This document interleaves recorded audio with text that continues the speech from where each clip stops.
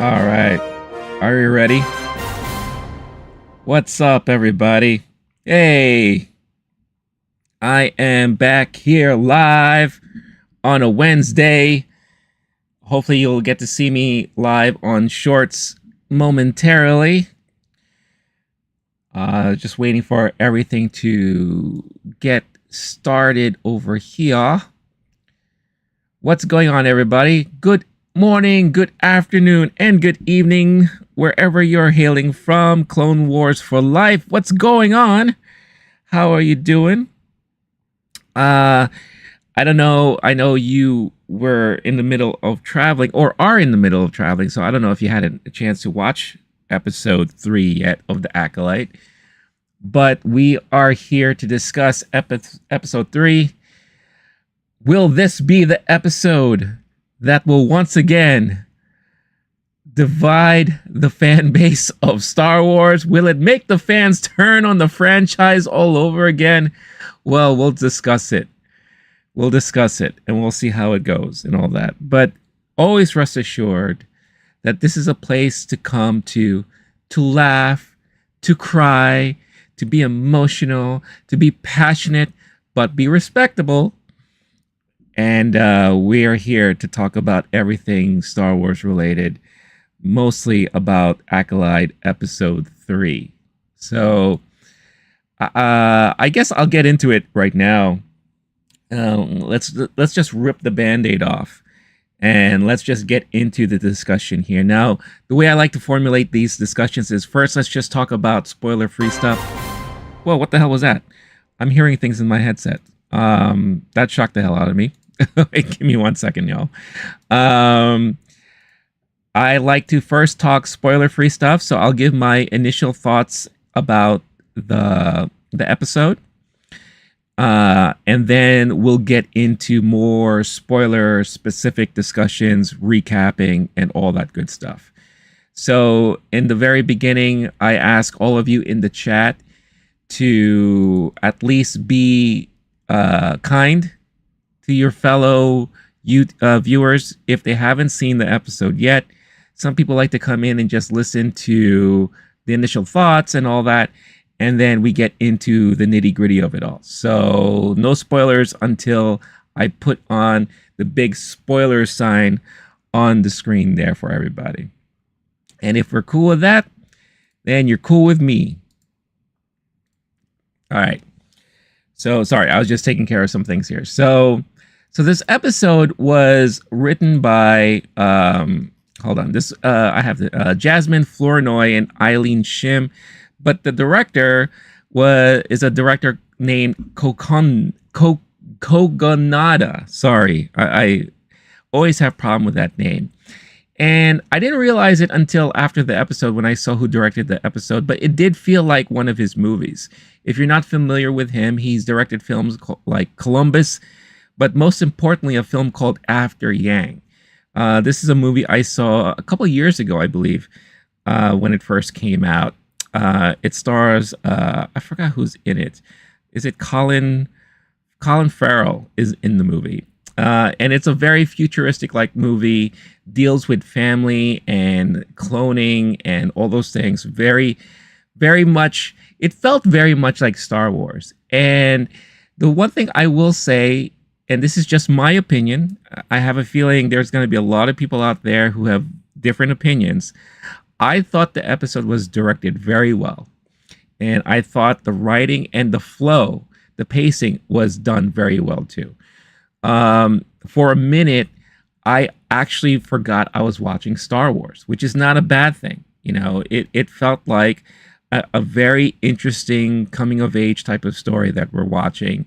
We're following these twin sisters going through an initiation, a kind of growing up ceremony. We've seen this in other things before, in other medium and all that. This gets them to the next level of their lives, their adulthoods, going into things. You also have to keep in mind that they're only 8 years old at this point, right? And it very much, we go back in time 16 years, and we actually see the event that was alluded to in the last 2 episodes. that happened on this planet of what's it called? Let's see, planet of Brenduk, where May and Osha are from. And we get to see basically what happened, what caused their village to burn down, and how Osha was rescued by the Jedi Order, right? Because you had, and then we saw very younger representations of Indara, of Saul, Master Saul, Kelnaka. We got to see him in full Jedi regalia for the first time, and a very young Torben. That guy didn't age well in 16 years. We get to see in the first 2 episodes, or at least in the second episode. And these are the 4 Jedi that ended up becoming the main targets of May when the show started, when we were introduced to the characters for the first time. This centers around the family that they had there, which turns into, a coven of witches, so to speak, right? So overall, I thought the episode was done really well, directed really well. I thought it was well written. I thought the performances were okay. But the one thing, I guess, that everyone's going to be talking about and they'll be buzzing about is an introduction to a different point of view of the Force, right? I have a feeling that's going to maybe upset some fans, maybe confuse some fans, or please some fans. Now, for me, I'm kind of indifferent, to be honest with you. Do we forget when we had no Star Wars after the original movies that we got books like this that went into further details, further lore, and further things that we were never introduced to before in Star Wars? What makes this any different, right? This is going back hundreds of years or 100 years in the past.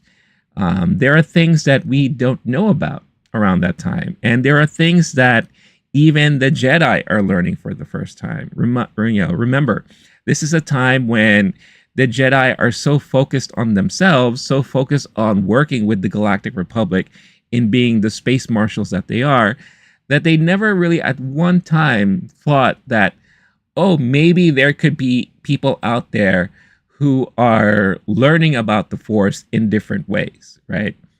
But you could see in this episode, they're starting to pick up on that. And in their own way, they're trying their best to corral it. They're trying their best to kind of, put order to it and all that. And I don't know, you could call it a recruitment process. You could call it kind of dictatorships in a way. It's kind of weird that if they find someone with exceptional powers or exceptional abilities, that they are kind of forced to join the Jedi Order to train to be Jedi, but they're not really forced. Of course, it's the choice of the individual and all that. I'm just making jokes here and having fun. But, I think there's going to be a lot of talk about that, a lot of talk about the origins of the twins as well. We'll get more into details about that in the spoiler discussion. And I think the episode in general, one of the first things I saw last night after I watched this episode was an article from Forbes magazine. Forbes magazine, which is a financial and business website. How is it that they have somebody with the name of Eric Kane writing for TV, movies, and entertainment? Oh, and video games and culture for Forbes magazine. Forbes is not a publication I would think I would go to for entertainment news, movie news, video game news, or culture news. If I needed to know what's happening with the Dow Jones, the S&P, what's happening on the business levels of Amazon and Facebook or Google, that's where I would go Forbes for. So one of the first headlines I saw, and I'm starting to see a little bit of this type of discourse all over the place, and I'll share this with you right now. The Acolyte Episode 3 review, one of the most disappointing Star Wars episodes ever made. And I read the article. I'm going to save you from this article because it's very negative. He basically complains a lot about the acting.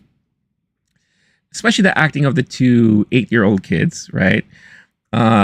He talks about the poor writing, the ridiculousness of this new introduction to the lore of the Jedi and all that.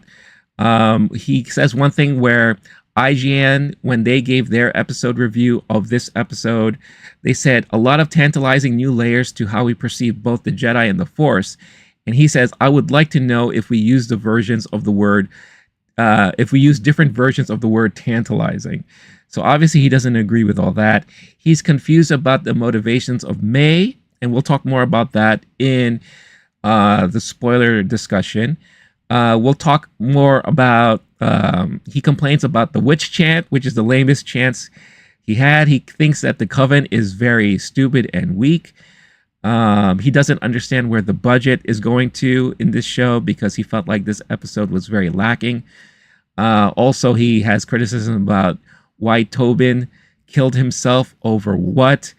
And he doesn't understand what the whole idea and purpose is of this tree.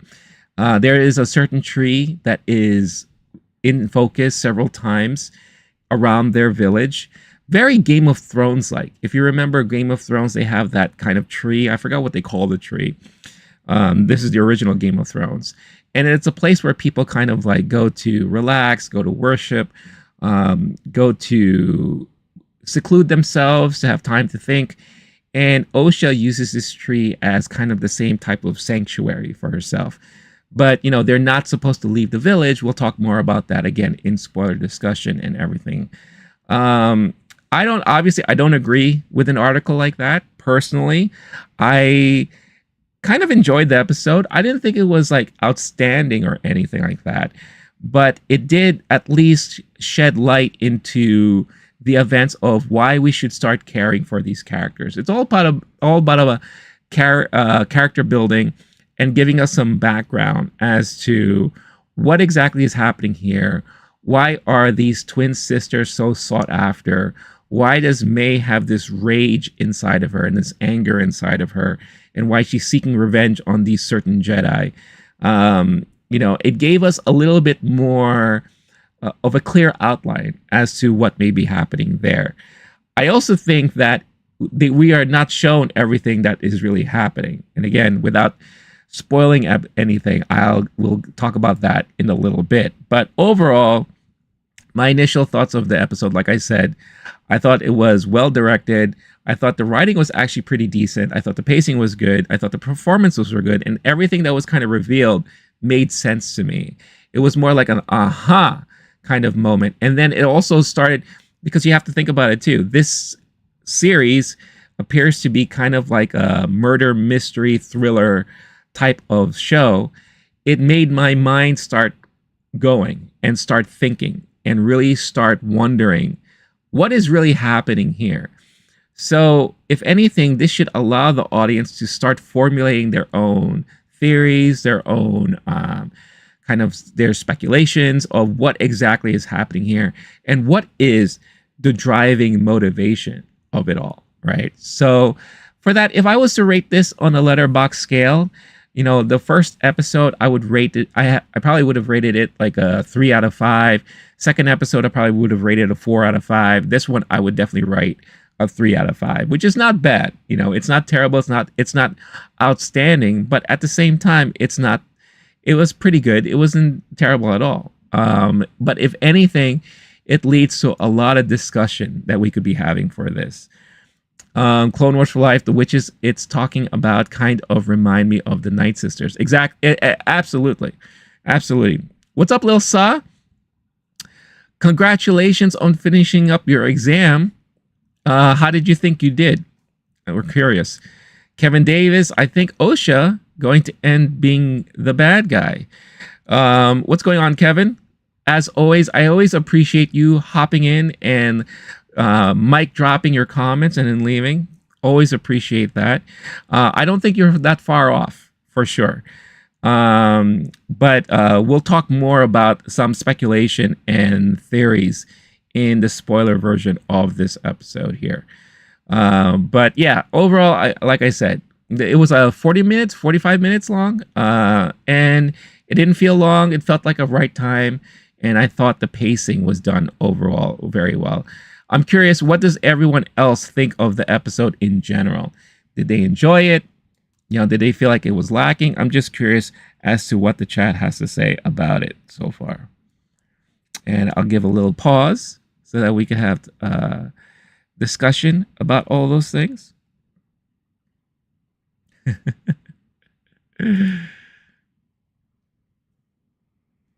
Do you think the show will get renewed? I already saw an article that said that season 2 has already been greenlit. So I mentioned before that Leslie Headland, the way that she formulated the season was that if it wasn't going to get picked up again for another season, she made it so that it ended in a way that it kind of tied everything up for the important stuff. But she left things open-ended so that if they were to continue with season 2, there are things they could definitely explore. So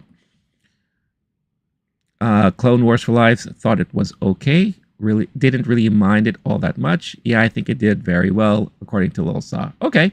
So I think in general, people here are mainly positive about the whole thing, which is pretty good to see. So it's good to kind of see that happening. Hold on. I have something going on here. Give me one moment, guys. I'm sorry.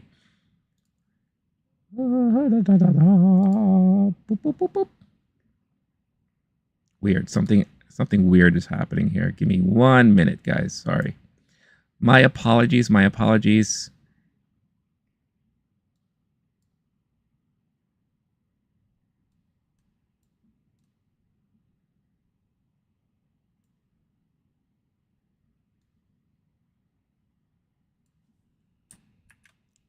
Sorry, y'all. I promise I'll start talking again in a minute.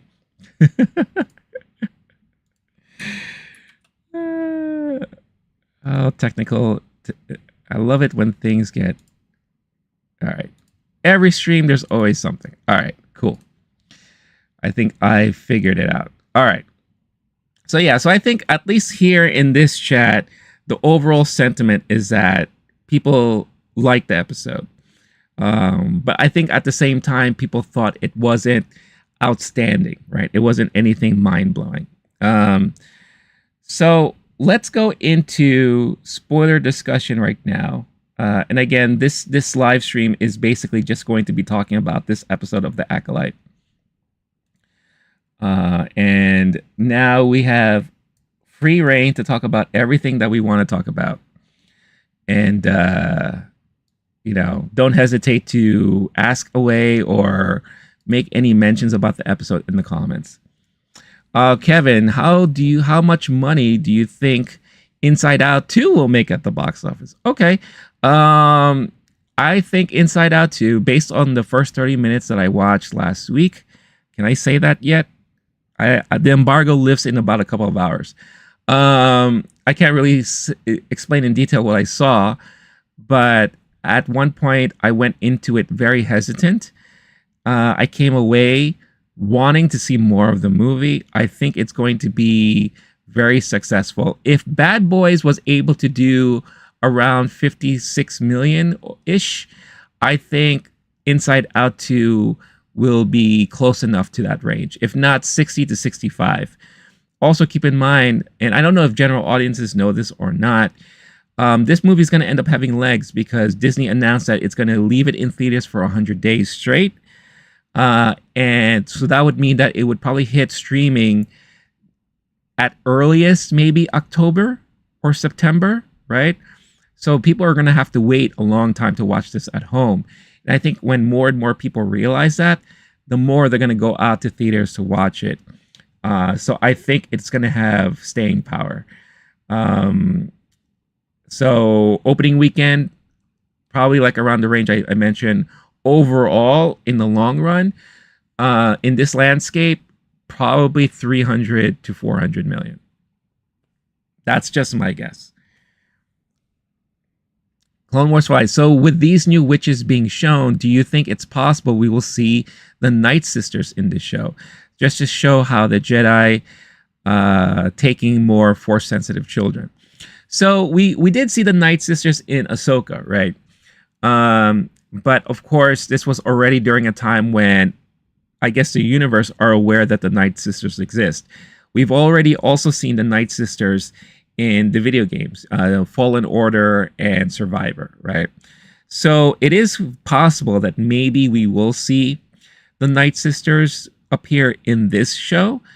The interesting thing that they're doing here, and let's just talk about the big reveal about this coven of witches on this planet of Bendark. It's called Bendark, right? I just want to make sure. I don't want people to say this guy doesn't know what he's talking about. Brendok.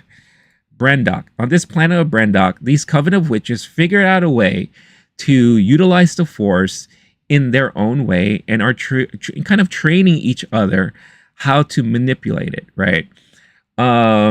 They even in this episode they make mention that the Jedi uses this thing and they call it the Force, but we call it the thread, right?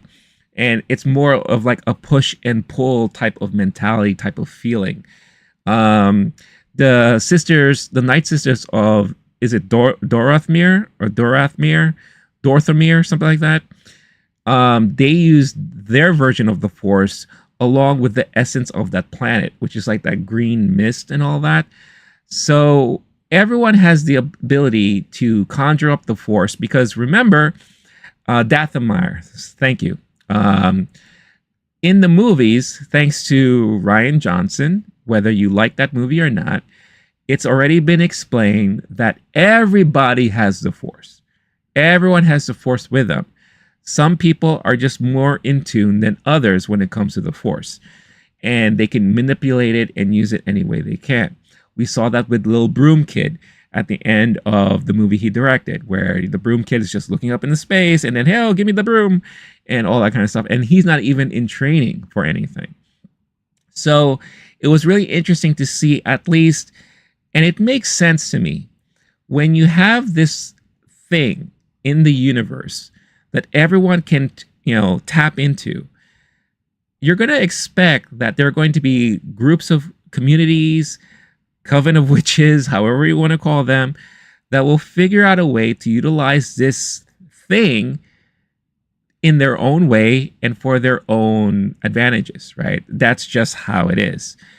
And I think we learn in this episode that at this time, the Jedi are very naive to all of that. And they're slowly starting to learn that this is a possibility and this could potentially lead to a problem. Because remember, at this time too, the Jedi were not aware that the Sith were around. I think the Sith have been around during this time. It's just they were keeping themselves hidden until the right moment strikes for them to show up and pop up. And I'm pretty sure at the same time, within this timeline, you have the sisters on the Night Sisters who are practicing their own version of the Force too. So I didn't mind that at all. I thought that was very well done and very well explained. And to me, it makes sense. Again, if you've been following pretty much what they've been uncovering about the lore of the Jedi, of the Force, and all that in the movies and some of the recent stuff. I think the one big thing that's really going to either upset the fans or confuse the fans is that it appears that the sisters, the twins, were birthed from the Force. And I think there's going to be a lot of people saying, well, wait a minute. We thought that the only one that can be birthed from the Force is the chosen one, right? So, which ended up becoming Anakin. So I'm pretty sure they're going to give more explanation about that because you have Mother Anastasia, who I guess partnered with I believe the character's name is the Coral Mother, who is a being from Dathomir, right? And is very much related to the Darth Maul, same species, same alien. And we already know that the Night Sisters on that planet practice the Force in a certain way. So I'm wondering here if you had this person introduce her methods of practicing the Force with Mother Anastasia's way of practicing the Force, and they figured out some sort of ritual that allowed them to create and birth these children, which we come to find out that Mother Coral, or the Coral Mother, however she's referred to, kind of birthed the children herself, right? With the help, I mean, they were conceived with the help of Mother Anastasia, but she was the one that was carrying the kids this whole time. So she is very protective of the twins. And the reason why the Jedi were there is because they caught wind of training young kids of the Force, at least the way they look at it. And apparently there's some sort of rule or law that this is illegal. You can't do this without proper jurisdiction or proper instruction. But like I said, if you have something that people can tap into, you're not going to be surprised if you're going to have groups of people trying to manipulate it in their own ways. And of course, they're going to call it their own ways and all that. So that is definitely one thing that, you know, I kind of found myself pausing at. I was like, wait a minute. So can anyone just birth kids from the Force? Is this going to be a thing? Or was this a thing back then? Or is this another prophecy that we are not aware of, right? Is this another thing? Now, I don't watch any of the High Republic books or go back to any of the High Republic stuff. So maybe there's another legend or lore or prophecy about children of the Force, right? And if that's true, I'm pretty sure, or at the very least, I'm hoping that this series and the next episodes or some of the episodes will kind of explain that even more so. So yeah, so if we're recapping the episode here, we introduced to the 8-year-old kids, right? They're outside of their village. They're not supposed to be outside of the village because they're being protected for some reason, which is what we ever come to find out, right?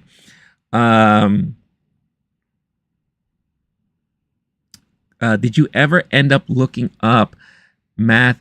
Oh, not yet. Not yet. Yesterday became a little nuts for me, but I have it written down. Just, again, this is proof. I don't know if you could see it.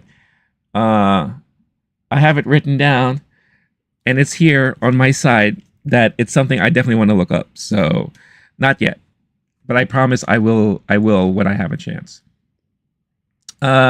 So, and then we find out that Master Saul, a very young-looking Master Saul, with his young BTS haircut, is kind of hunting them down, right? Then we get introduced to their village. We find out there are a bunch of these witches who are about to perform a coming-of-age ritual for the twin sisters. You know, but we see a conversation between Mother Anastasia and the Coral Mother being very protective of the kids, you know, saying that, oh, they're just being kids and all this kind of stuff like that. And it's like, no, you don't understand. They're very important. We got to be careful. The Jedi are probably lurking around. And it's like, well, if we don't see them, we have nothing to worry about. No. And then we get to see a little bit of the training, the understanding of what they call the thread, which is their version of the Force. Like I said, it has to do a lot with push and pull more than anything. The kids are being bratty kids and they're fighting each other and they're going to like knock it off. And one, May, always seems to be very, very serious and very adamant about, I want to continue being a witch. I want to get this ritual done. I want to do more training. Osha, on the other hand, is more of like the stargazer, more of like the free spirit. Let's say she's more of like the Luke of the series. You know, where she doesn't necessarily want to be so confined to this one village. She has ideas of exploration. One of the reasons why she loves leaving the village is because she wants to see what's out there. You know, the idea of the Jedi and all that is interesting to her. So we get to see that there's already a disconnect, right? Yeah, we have one sister who's very adamant about this. You have another sister who's a little very much adamant about something else. The mother is trying to teach them that you two are one, you know, one and the same. You're both sisters. You should really be together.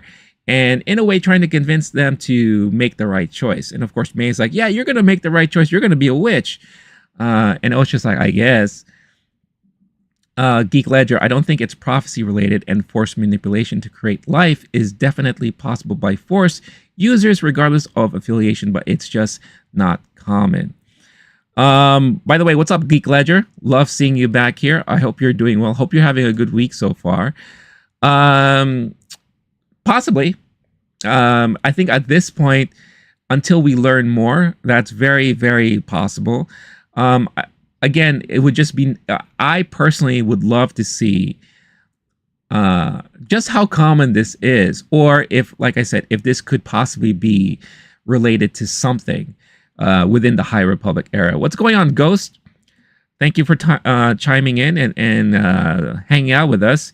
The Jedi are kind of a religious cult, if you think about it. Well, yes, I think that's like a common thing that everyone has always been said.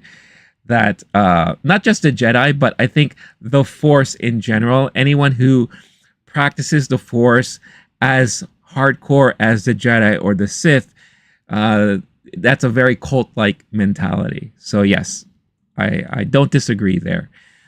But yeah, so fast forward into the episode, we get to see the ceremony that the twins are about to have, and of course, we get to see the Coven of Witches really in unison, manipulating and using the Force in a way that creates this very strong thing around them, this major aura, to the point where it looks like they're affecting the moons above their own planet, just to show you kind of how strong of the manipulation can be. And this is where we get the first time where we finally see Osha kind of, in a way, stand up for herself, or kind of be very hesitant and reluctantly says that she wants to continue being a witch. May, on the other hand, was like, hell yeah, I want to be a witch. And then this is where we have the Jedi come in, quote unquote, trespassing. That's where we see a very young Indara, young Saul, Kalnaka, and Torben as they show up. And this is where we get to understand that there is definitely a divide between these witches and the Jedi. And we get to see Jedi once again becoming like the space marshals, saying that, you know, we hear that you're training kids and that's illegal and we can't do that. And if there's anyone of high importance or of interest, they have to be tested if they could be trained to be Jedi and this and that. So they're being very, very controlling of that whole situation. You know, and this is the first time we get to see Osha saying, I want to be a Jedi. And May's like, what the hell's wrong with you? And all that. And I'll get to the chats in a little bit. Let me just finish this quick recap. And then, you know, they have a discussion with their mom.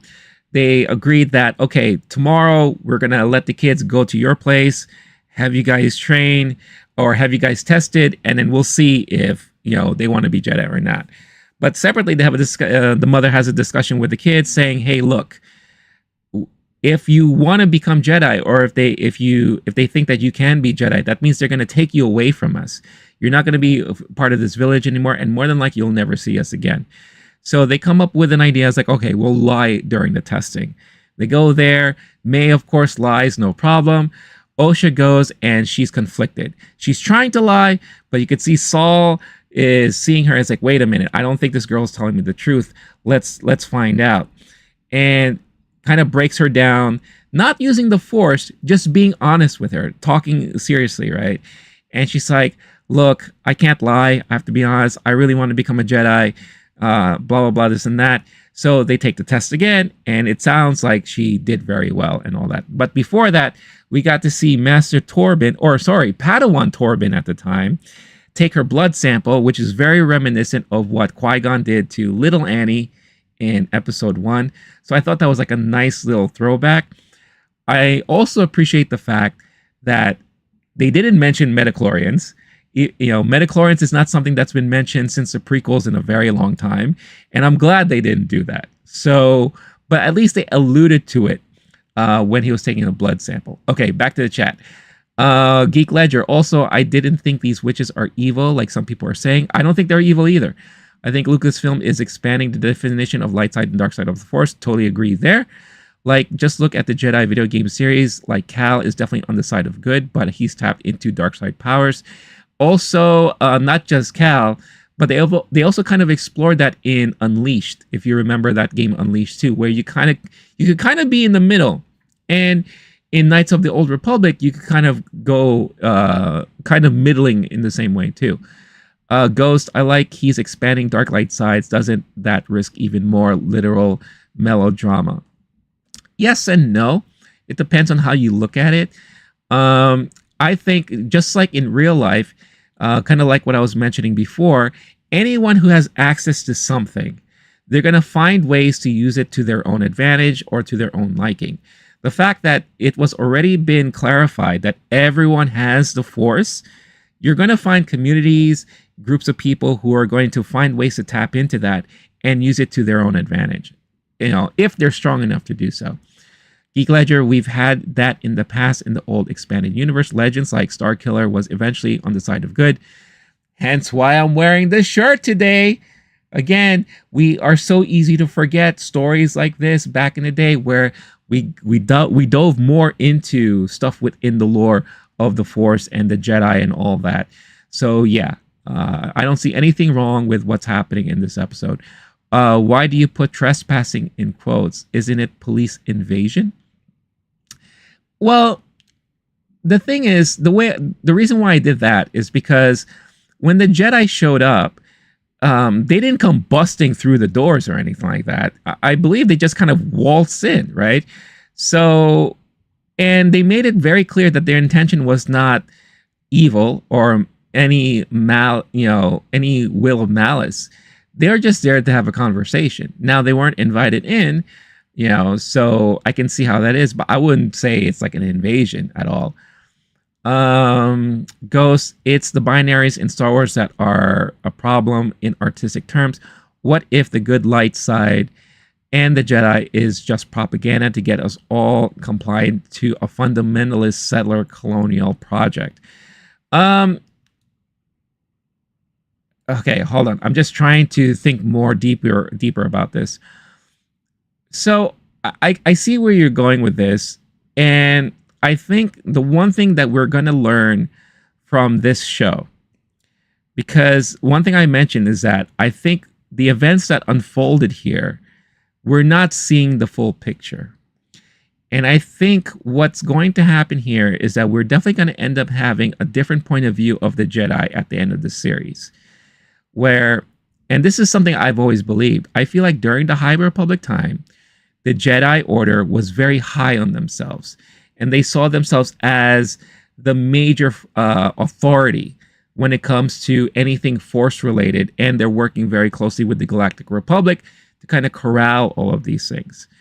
I think we're going to see the Jedi looked on in a bad way in this show, because I do think that there's something at play here with the events that unfolded on this planet.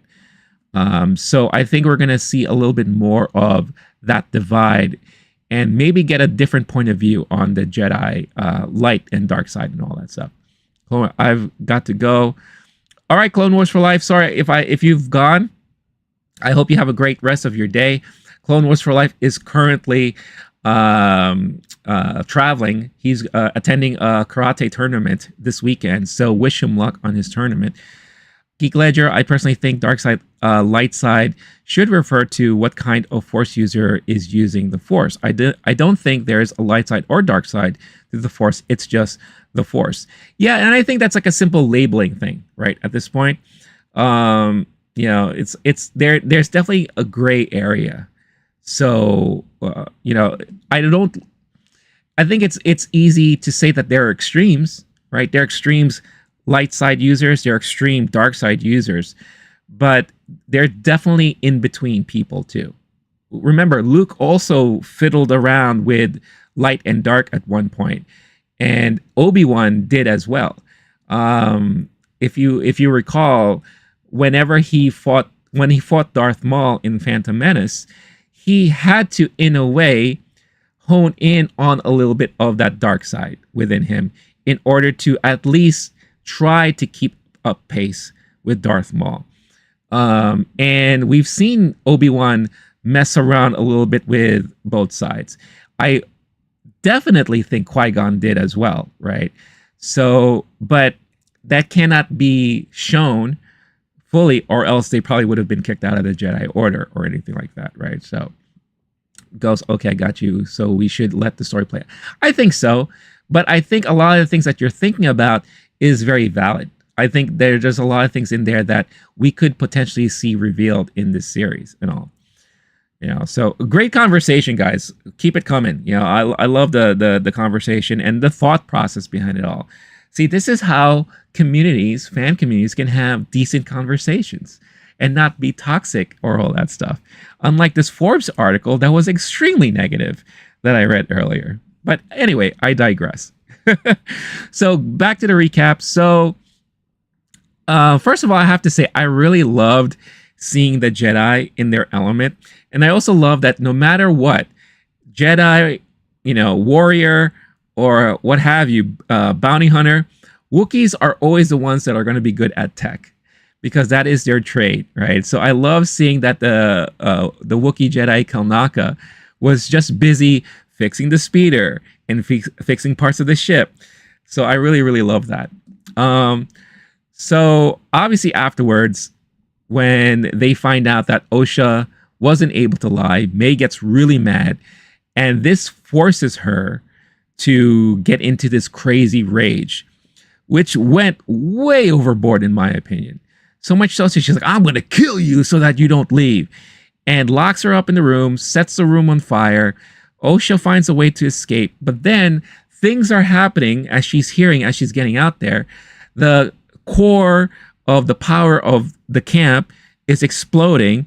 They have a moment, where they're just looking at each other, and in front of Osha's eyes, May falls down. Looks like she may have been, she may have died. She gets saved by Master Saul. We find out that all the witches in the coven, including her mom, have been obliterated, and they save Osha, put her on the ship. And this was also kind of an interesting choice too, creatively. This is the first time we got to see Jedi really get emotional. Master Saul was getting very emotional with Osha, and maybe there's something that he can relate to that maybe will be revealed later on. But he made a promise to Osha that they're going to take care of her, and they promise her that this will never happen again and she'll never have these feelings again, which was bizarre. I've never seen the Jedi kind of do that and have that type of emotion there.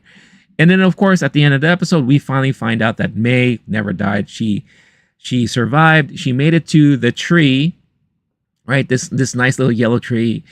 I think in hopes that she's going to find Osha there, since that is Osha's place to go. And she's not there. So that's basically the recap of the episode there. So I think the other biggest thing outside of the new introduction of a new perspective of the Force and the birthing of the two kids utilizing the Force, I think there are going to be two other things that are going to be talked about from this episode. One, May's intention.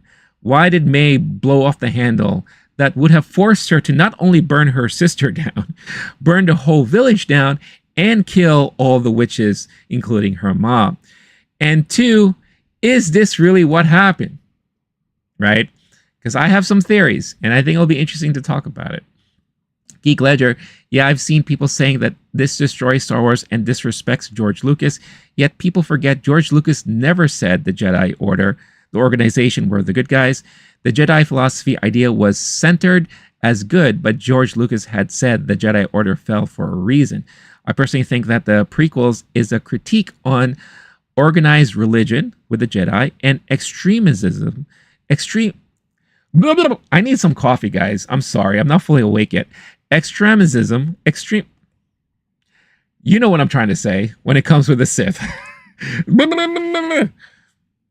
I agree with all that stuff here. And I do think, again, because Leslie Headland has said that she really appreciated what George Lucas was trying to do, even though she also said that there were some things that she didn't agree with George Lucas on.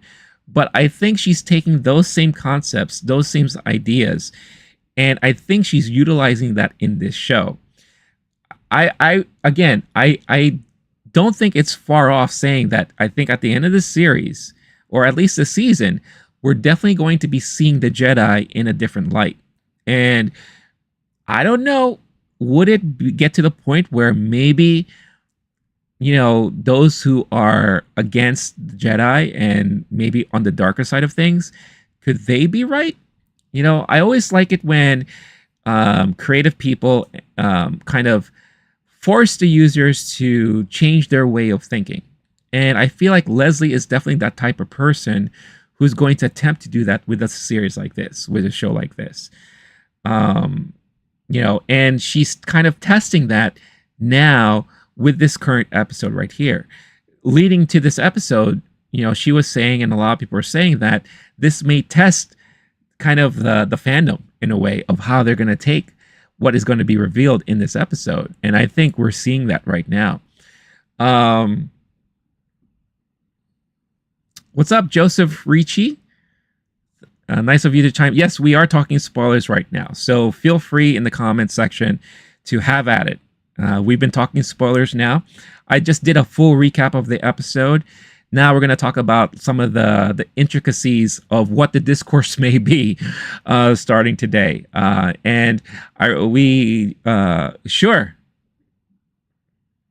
Joseph, you're more than welcome to share spoilers with us. Let me take a breather because I've been going off for a while here.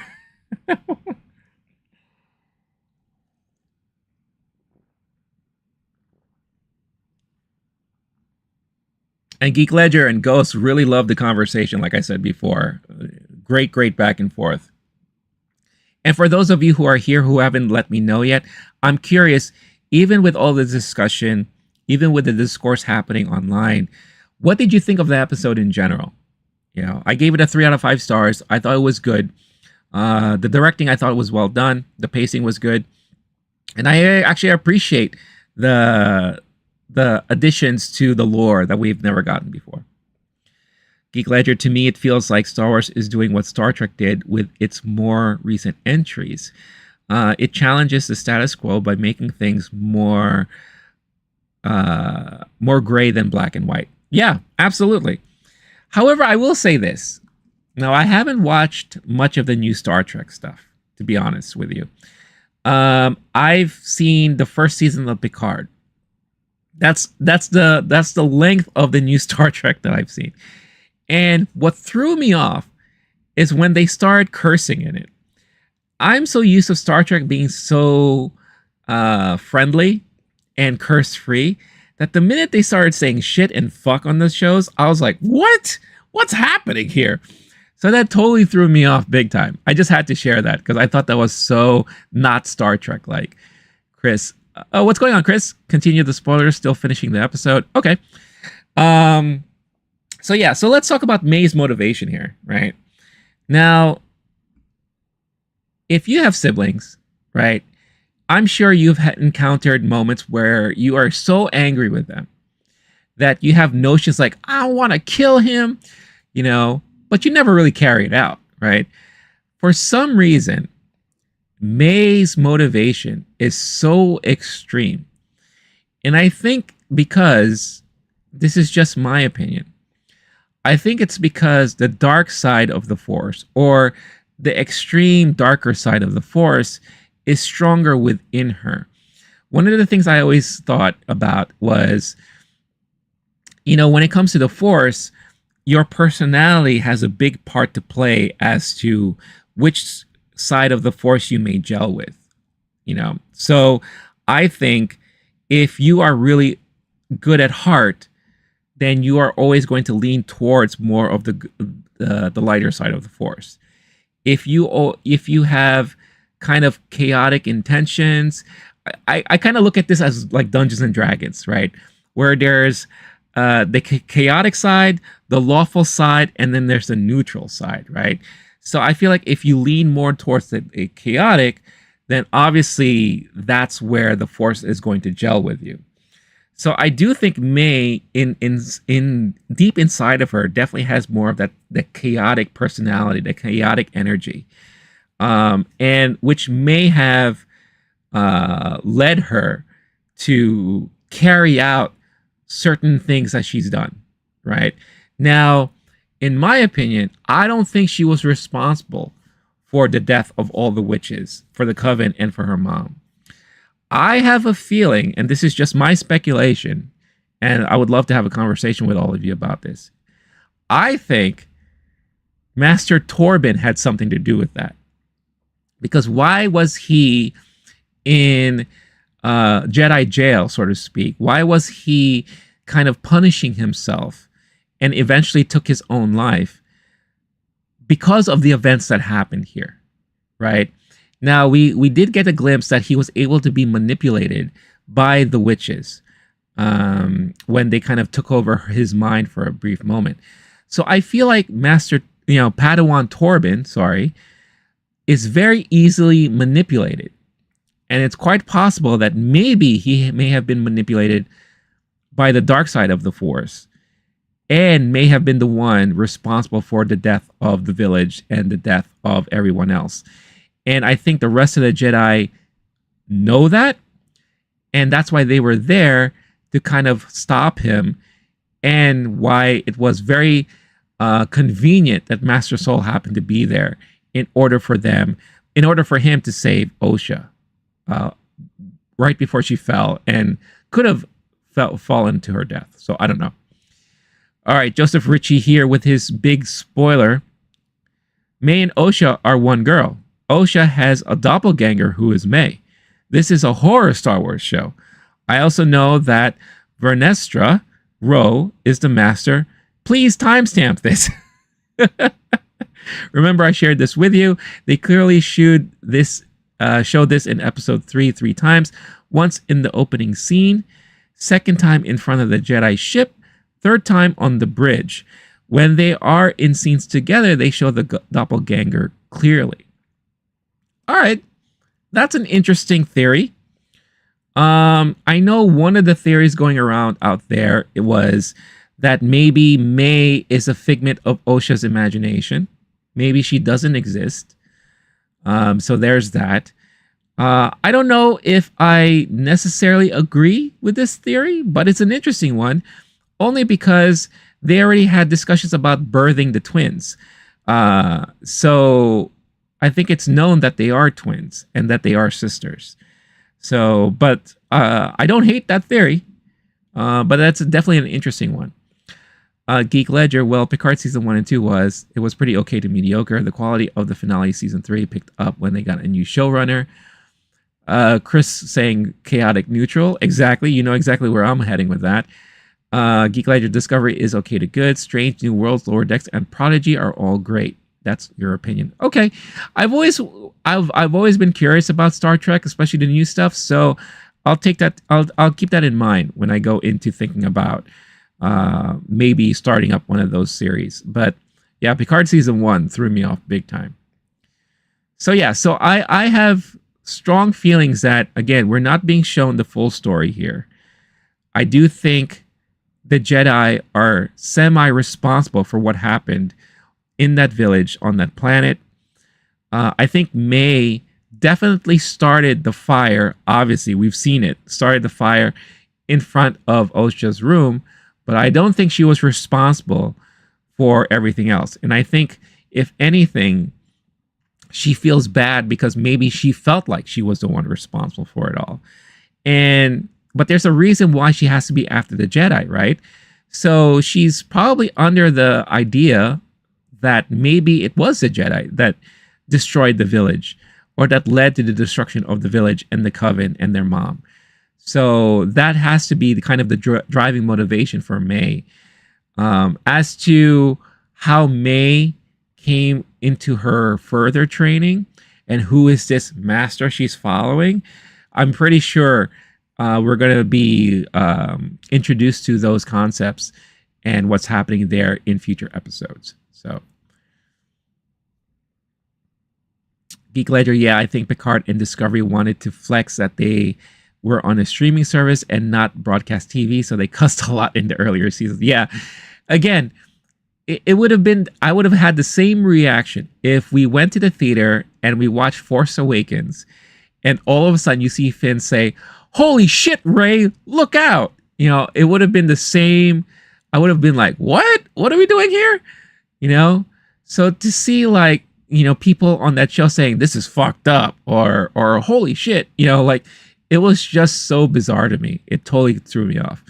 Now, imagine Leslie Hamlin decided that, you know what, we're gonna go off the rails with this series. Let's have them curse as well. So it'd be really funny if all of a sudden we see Sauce like motherfucker, or May gets in her rage moment again. She's like, "Fuck you, Jedi."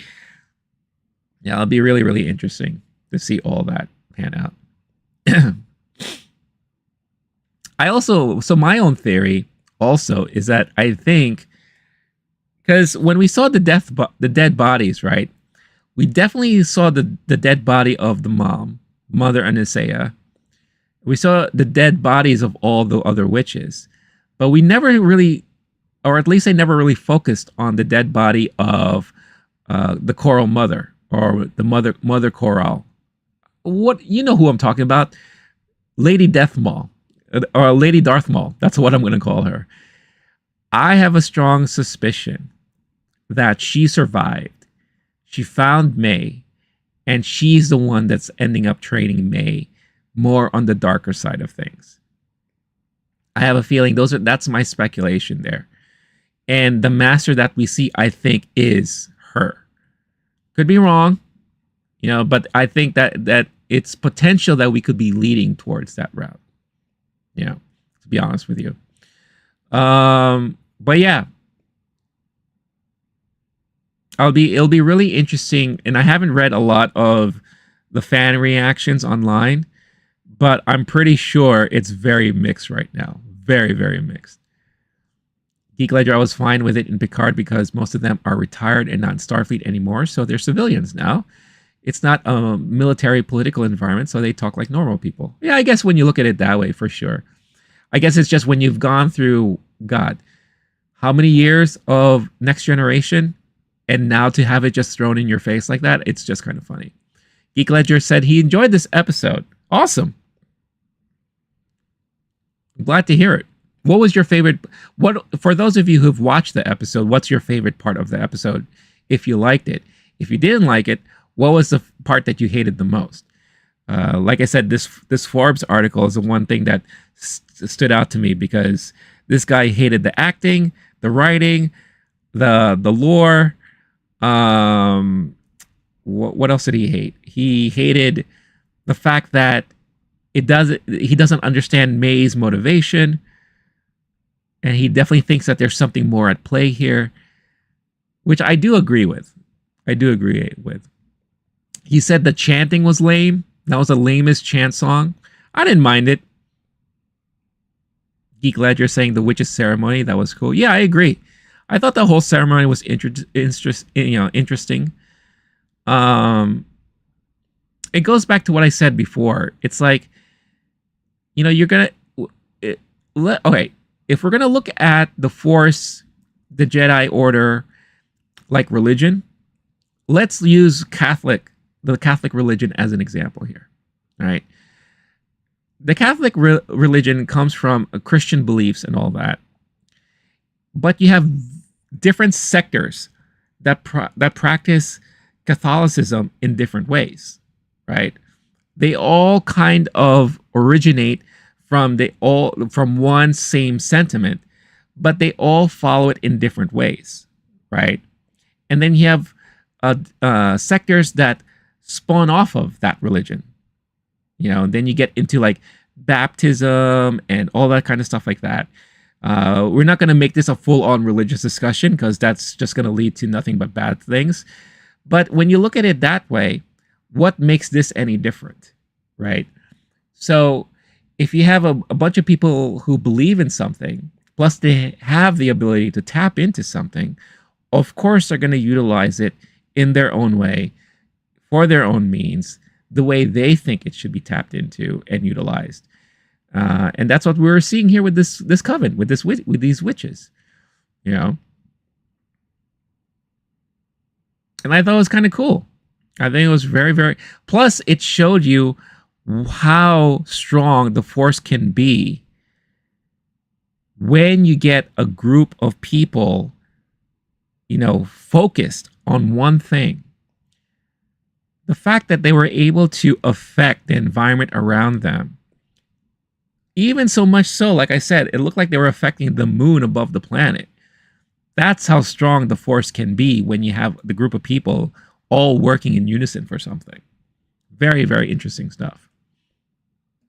Geek Ledger also, I really dislike the current conversation around this show on social media. I've seen a ton of homophobia and so-called fans getting mad that 2 women manipulated the Force.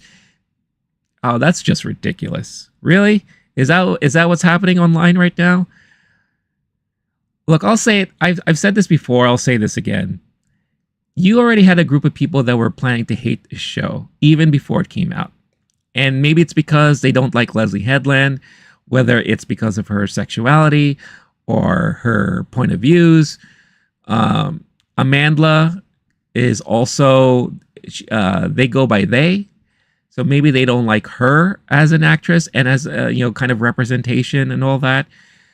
So I'm not surprised, but at the same time, I'm very disappointed that there's that type of discourse happening online because of what? 2 women being able to have children together? Come on, stop it. Stop it. You know, you could tell, like, when we were first introduced to Mother Anisea and the Coral Mother, that they were definitely in a relationship together. And I thought that was fine.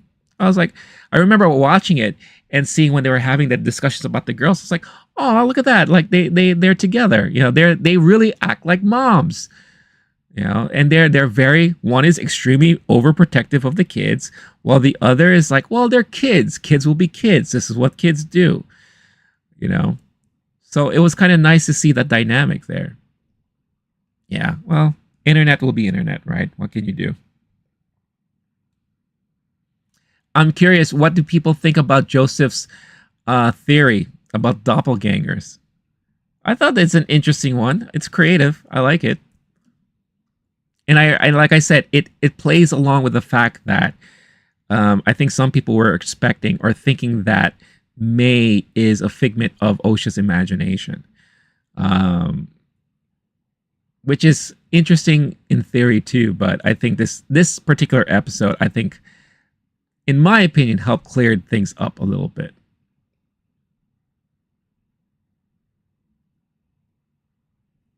Curious what everyone else has to say in regards to all of that. Yeah, and like I said, we're in spoiler discussion here, so feel free to comment and chat about anything about the episode.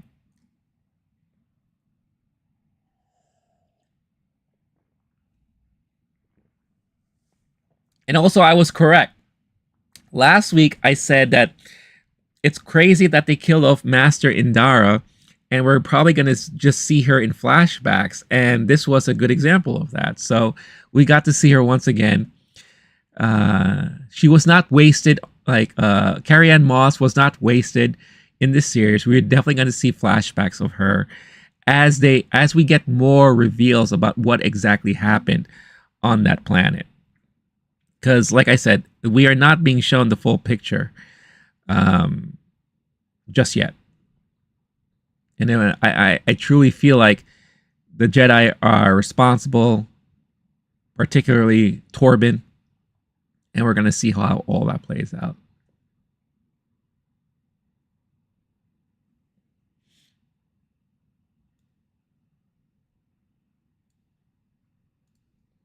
And again, it was really nice to see Kelnaka. There's something about seeing a Wookiee Jedi that kind of melts my heart a little bit. I'm like, it's kind of cool, but at the same time, the Wookiee's the one fixing the ship, you know, fixing the speeder. What's going on, Star-Lord? Star-Lord in the house. Star-Lord, we're talking about episode 3 of The Acolyte. What did you think about it if you've seen it? Clone Wars, what have you missed? So, several things. We have Joseph in the chat from before, who provided a very interesting theory. And I'll reread it for everyone here, because he's begging me to timestamp this. His theory is that May and Osha are one girl. Osha has a doppelganger who is May. This is a horror Star Wars show. I also know that Vernestra Rowe is the master. And he said they clearly showed it in episode 3 times. Once in the opening scene, second in front of the Jedi ship, and third on the bridge. So curious to hear what all you think about that. I think it's a nice theory, but I think the episode did a good job at clarifying that these two are real sisters and they were birthed from the Force. Geek Ledger, my dad got really upset watching the episode. Really? I didn't know that Jedi took kids from their parents. Ah, yeah, he's only seen the movies and a handful of the live action shows. He was mad about that for a bit. Yeah, well, again, this show is going to test how we feel about the Jedis during this time. And like I said, it's funny how we're seeing them truly as like the marshals of space, working with the Galactic Republic. And they do think very highly of themselves. They do think that they're the above all and all when it comes to authority of the Force. And I did have that same reaction too. It's like, well, if they test well, they're going to have to train with us. But they did also kind of mention that, it is, of course, the choice of the individual if that's what they want to do. But it feels like in order for them to train at all, it has to be done through the Jedi Order, and that's it. Otherwise, it's seen as illegal to do so outside. So I did find all of that very interesting. So in a way, I could kind of understand where your dad's coming from. Star-Lord, I felt completed after watching episode 3 of the Acolyte. Look at that. Everyone here, at least, and it makes me feel good, seems to appreciate this episode. So that's awesome. That's good to hear. Star-Lord, what was your favorite moments of the episode? Or if there is one thing you could criticize, what would you criticize on it?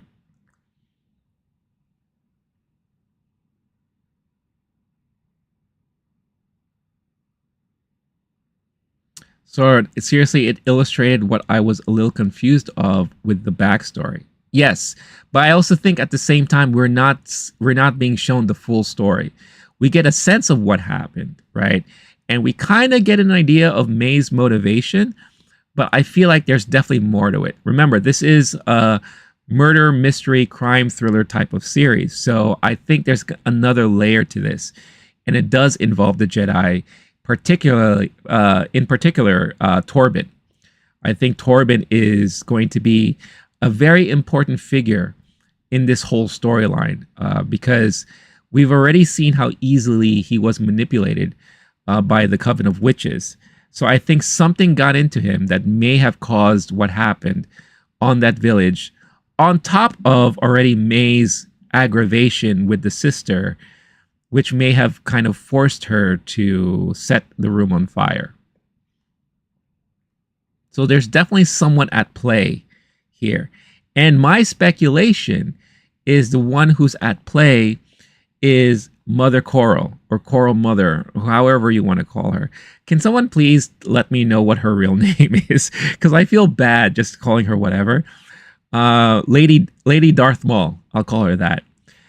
I think she's the one behind it all, because she's the one that is always been kind of adamant about protecting the sisters, not letting them go. She is from Dathomir, I believe. At least the race is. So I have a feeling she has a little night sister in her, and that's kind of leading to what's happening overall.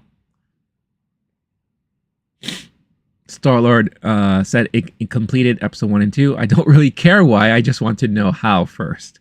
Well, there you go. All right.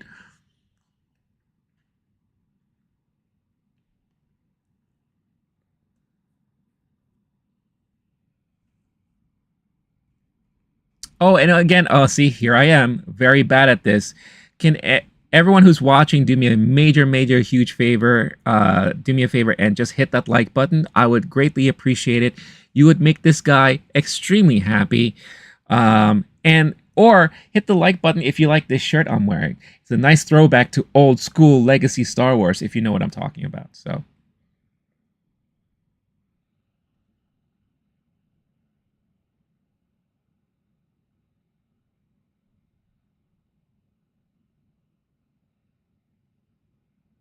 And give me 1 second, guys. I'm just checking my phone, making sure that the world's not blowing up outside. All right, cool.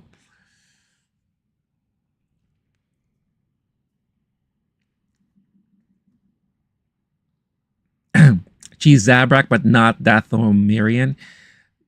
There are two sects of Zabrak. Regular Zabrak are shades of brown and are shades of red, blue, and green. Oh, I didn't know that. Thank you for letting me know about that, Geek Ledger.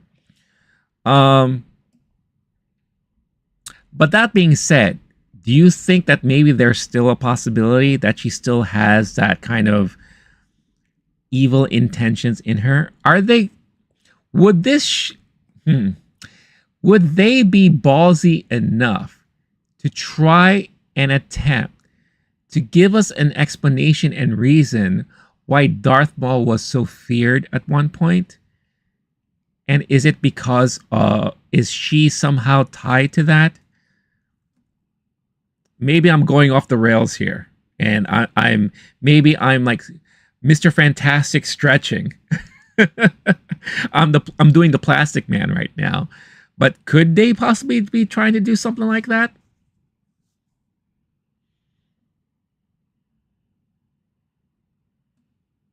I mean, I wouldn't be mad if that's true, but it would be very interesting if they kind of tried to, say that, Darth Maul's lineage has always been tied closer to the darker side of the Force. I don't know. Then again, what do I know? I'm just some random dude here on the internet, right? How about you thank them, dickless?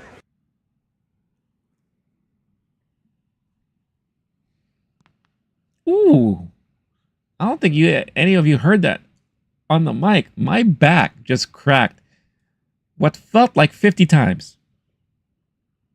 Ooh, that felt good.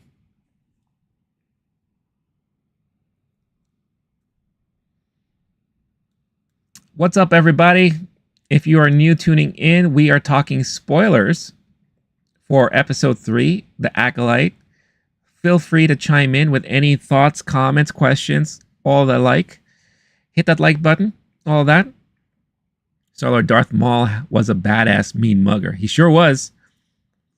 Sure was. There's a reason why Suck loves him so much. And if Suck was here, we could have a discussion about Darth Maul, because I finally watched that video he asked me to watch.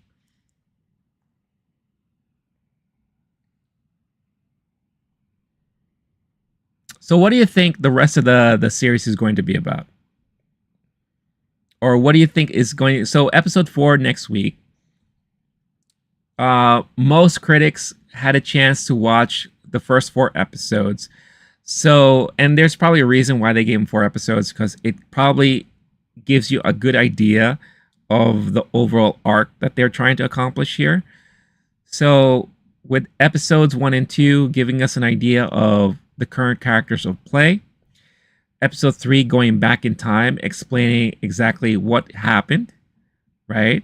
Or kind of what happened. What would episode 4 do? Are we going to go back into present time in the show? Or are we going to do back and forth, maybe understanding more about May and what led her to become what she is currently in present time?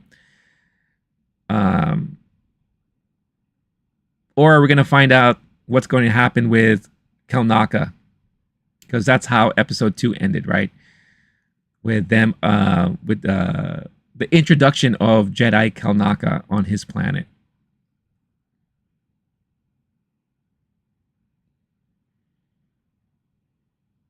Star-Lord, he wasn't Sith, he was pissed. He was just really mad, right? Clone Wars for Life, I think it's going to be the Jedi training part. Oh, I could see that. I could see a parallel happening, maybe in episode 4, where we see the training of Osha and maybe the potential training of May separately, right? I can kind of see them going back and forth and doing like a duality like episode, kind of like, this is the one episode where the title wasn't like a dual title. Episodes 1 and 2 were dual titles. This could be like kind of like a dual thing with episode 4. Geek Ledger Night Mother Talsin is Maul's mother. She comes from a line of Dathomirian Zabrak and Night Sisters. Dathomir is weird lineage-wise. Night Sisters are their own species, but they mate with male Zabrak. Interesting. Imagine the could you imagine if Leslie Headland was just a huge fan of Darth Maul and she just decided to do kind of a story about the Darth Maul lineage and this is the start of it? Because I don't know. There's just something about me that thinks that Mother Coral, again, I'm hoping that's her name, or the Coral Mother, is going to play a big part in this series. Or at least in the story of this all. I don't know. Star-Lord, it's a possibility we will get more flashbacks when the twins are a little older. Oh, I'm sure. I'm sure that's going to be the case too. Yeah. Because I'm also remembering back when we saw the teaser trailers, there's a lot of scenes that feature Indara in it that we haven't seen yet. So I'm pretty sure we are definitely going to be going back and forth quite a bit overall.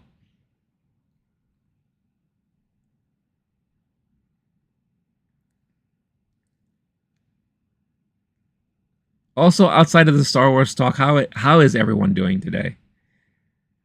Clone Wars, are you currently on the road right now? Just curious if you're watching while you're on the road. Star-Lord 7, I prefer other routes. Like what, for example? Clone Wars is about to be. Okay, cool. Again, safe travels on that. Lil Saw, I'm not sure if you're still here. Lil Saw let us know that he finished his exams, so I'm curious how he felt like he did. So, Lil Saw, if you're still around, let me know in the comments.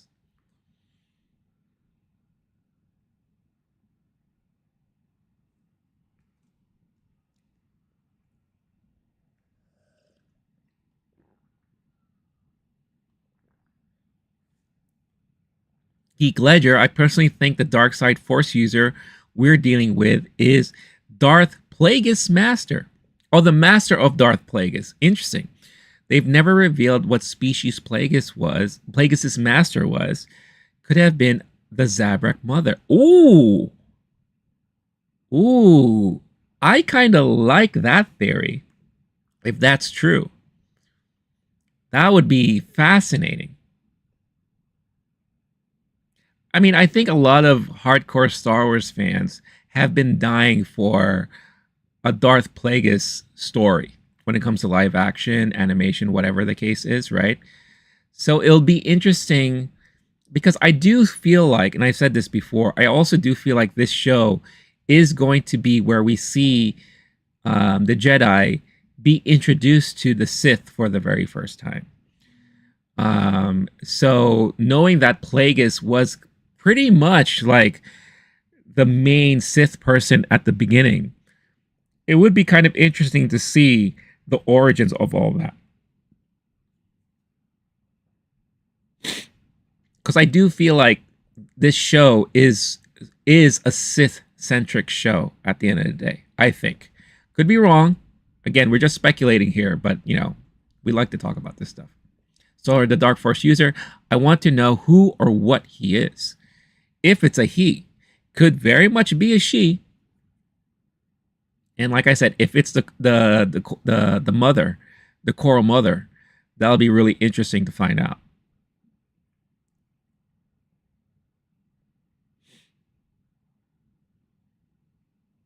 Everybody, or what if? Because I started thinking about recently the Rise of Skywalker, right? And I was watching Red Letter Media's kind of reaction review to it. And the one thing that they were talking about, it's kind of funny how in The Rise of Skywalker, we are introduced once again, Darth Sidious comes back, Emperor Palpatine, and how he was saying that he's a clone, right? Or there are multiple clones, or at least we saw that there were multiple clones of Snook, right? And how they were alluding that he was potentially a clone himself. what if, what if the original Emperor Palpatine that we all know was indeed a clone himself as well? And what if this show reveals the true origin of Palpatine, Darth Sidious? I wouldn't want it to be that, but could you imagine? That would be very interesting to think about. Geek Ledger, well, the Sith have been around as long as the Jedi, but they were wiped out after the Sith Empire fell 900 years before this show and was reformed into the Galactic Republic. All except 2 were killed at the Battle of Coruscant during the Jedi-Sith War, and thus the Rule of 2 was born. Geek Ledger dropping the knowledge on us. Thank you for that. That's all interesting stuff to hear, because I don't go that far back into learning about the lore. I, like most people, enjoy, I guess, learning about it as we are introduced to new shows, movies, and all that. I don't do a lot of reading. So that's very fascinating. I didn't know about any of that stuff.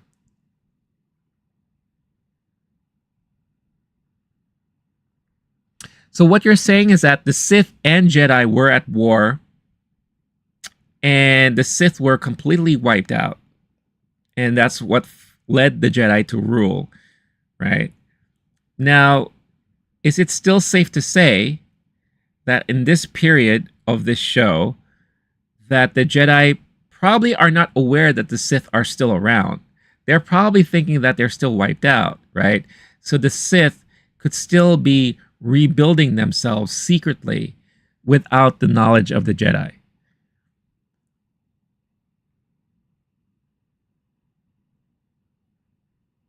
Star-Lord, they, them, pronouns of a galaxy far, far away. Well, we know Amandla goes by they, so that's not far from the truth. I don't care about the mother's sexual orientation, more force to you. I think nobody here who is at least watching or is in the chat cares about the sexual orientation either. I know the major discourse, Geek Ledger said online, was that people were, or some fans were upset that 2 women can give birth to forced children, which I think is ridiculous. Doesn't matter. If there's one thing to nitpick about this show, that should be the last of your worries. Clone Wars, I'm officially on the road. Happy trails to you. Good luck. Don't drive angry. Have a safe trip.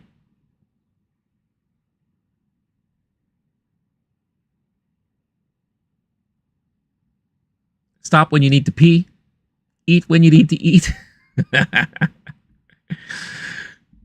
And in a way, we're kind of on the road with you. So thank you for taking us along the ride. Geek Ledger, yes, they're still oblivious to the Sith. That was established in Phantom Menace when Master Kiamundi said a Jedi has not been seen in 1,000 years. You mean Sith, right? Yeah. Yeah. No, I had a feeling that's what you meant. Yeah. So again, I think it kind of gives you, or it gives you a sense of the arrogance that the Jedi have, the Jedi Order have. So, and I think we're going to see a lot of that being unraveled in this episode. And you can kind of see it too with like Indara's kind of personality. Like she definitely had more of that holier than thou personality when we were introduced to her in episode 1, right? So it'll be kind of interesting to see how all that's going to play out throughout the series. But yeah, like I'll say, I'm glad that the people here, at least who's been tuning in and chiming in, have been happy with this episode for the most part. I think it's going in a good direction so far. Now, the next episode can completely change my mind. And then maybe next week I'll be here saying, what the hell is this? Why are we watching this nonsense? I don't know. But so far, I'm kind of liking where they're going. And it's proving to be very interesting television so far. Geek Ledger, I personally think while they've seen May, they just think she's a random dark side force user, but it looks from the trailer that many of the Jedi who confront her master won't survive. Oh yeah. I'm pretty sure that there are people that we've been introduced to that are not going to make it at the end of the series.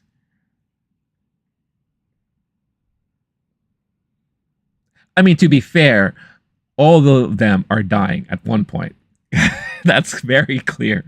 But I think within the confines of this show, I do feel like there are some that are going to catch their demise. I do think Master Saul is going to be one of them.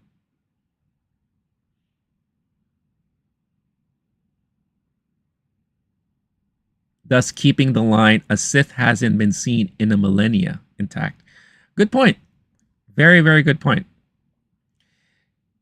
It's double the budget of Obi-Wan Kenobi, I heard. Yeah, I think the budget for this was 180 million for the entire season. What I do like, and I mentioned this before, was I love that they're using a lot of practical effects.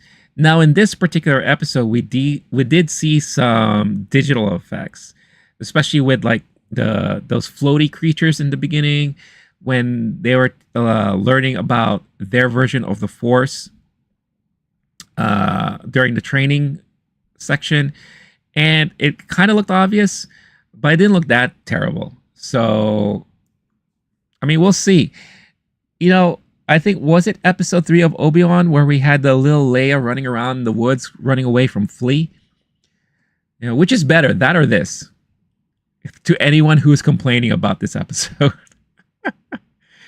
Clone Wars for Life. Thoughts on James Cameron's Avatar? And are you excited for the one coming out next year? So Avatar is a very interesting series of movies. When the first movie came out, I thought it was great. I thought it was entertaining, even though it was very much a rehash of older storylines. Immediately, it reminded me personally of Dances with Wolves. I heard some people refer to Fern Gully. But I thought, especially on the technical side of things, what an achievement. You know, and again, it's James Cameron. So he's definitely, you never count him out as a director and what he could achieve. So I really, really liked the first movie. When I heard that he was planning a series of movies, I was like, I think you're carrying it a little bit too far. I mean, how much more can we explore this world? And when the second one was about to come out, I was very skeptical about it all. I remember reacting to the trailers, and I was saying, like, I don't know about this movie, man. I don't know if this is going to be good. So I watched it in the theater, and mine changed. I loved it. I thought it was entertaining, emotional. I loved the progression of the story and the characters. And I thought they did an amazing job with the second movie. And I never thought I would feel this way. It made me excited to see what could be coming next afterwards. I also love how they flipped it, where we are now exploring more of the planet. You know, how in the first one, obviously, it was a lot to do with the woods and the air flying around. I loved how we got to explore the water, underwater on this planet. I'm wondering if the next one is going to maybe explore desert or snow. So I love how he's keeping it fresh with every iteration so far. So, however, guy is getting old, so I don't know, you know, if we're going to have a chance to see all 5 movies in his plan. I hope we do, you know, but I think he needs to pick it up because he does take his time with his movies. And what I also appreciate about Cameron is that with every movie he makes, he tries to do something very new, especially with technology. So it's going to be very, very interesting to see what happens. So Obi-Wan Kenobi, I didn't get a laughing reaction until he went Force Super Saiyan on Darth Vader and threw giant rocks at him. Yeah, that was pretty funny. That was really, really, really funny. The next one is Navi versus Navi. It's going to focus more on fire. Ooh, fire. So maybe volcanic landscapes. That would be cool. Sword, hey, that was worth the wait. It was an epic ending, but again, it just shows you like Obi-Wan's a little bit too soft when it comes to Anakin. He had a chance to end it there, and he didn't take advantage of it. Geek Ledger, yet it still kind of feels on par with Mandalorian, Book of Boba Fett, Obi-Wan Kenobi, and Ahsoka. Oh, sorry, I missed your first chat. That's a wild price tag for a TV show. Game of Thrones was 10 million an episode, and House of the Dragon was 20 million an episode. Yeah. TV is getting expensive, man. It's crazy to see the budgets they're having for TV and how it now rivals Hollywood movies. But yet TV at least allows you to expand on storylines and do more character building. So I can kind of appreciate budgets like that for TV, but you have to make it count. Of course, nothing will ever beat the budget for Rings of Power on Amazon, which they spent, what is it, $1 billion if you count not only the license, but the production of the first 2 seasons. Like $500 million on season 1, I think it was. Freaking insanity. And look at the reception that got. Even though personally I think it was an okay show, I'm looking forward to season 2. But I can understand why a lot of people didn't like it at all. So, I mean, look, I know we're very early on in this series. This is only episode 3. How would you rank this series now with everything else live action that we got?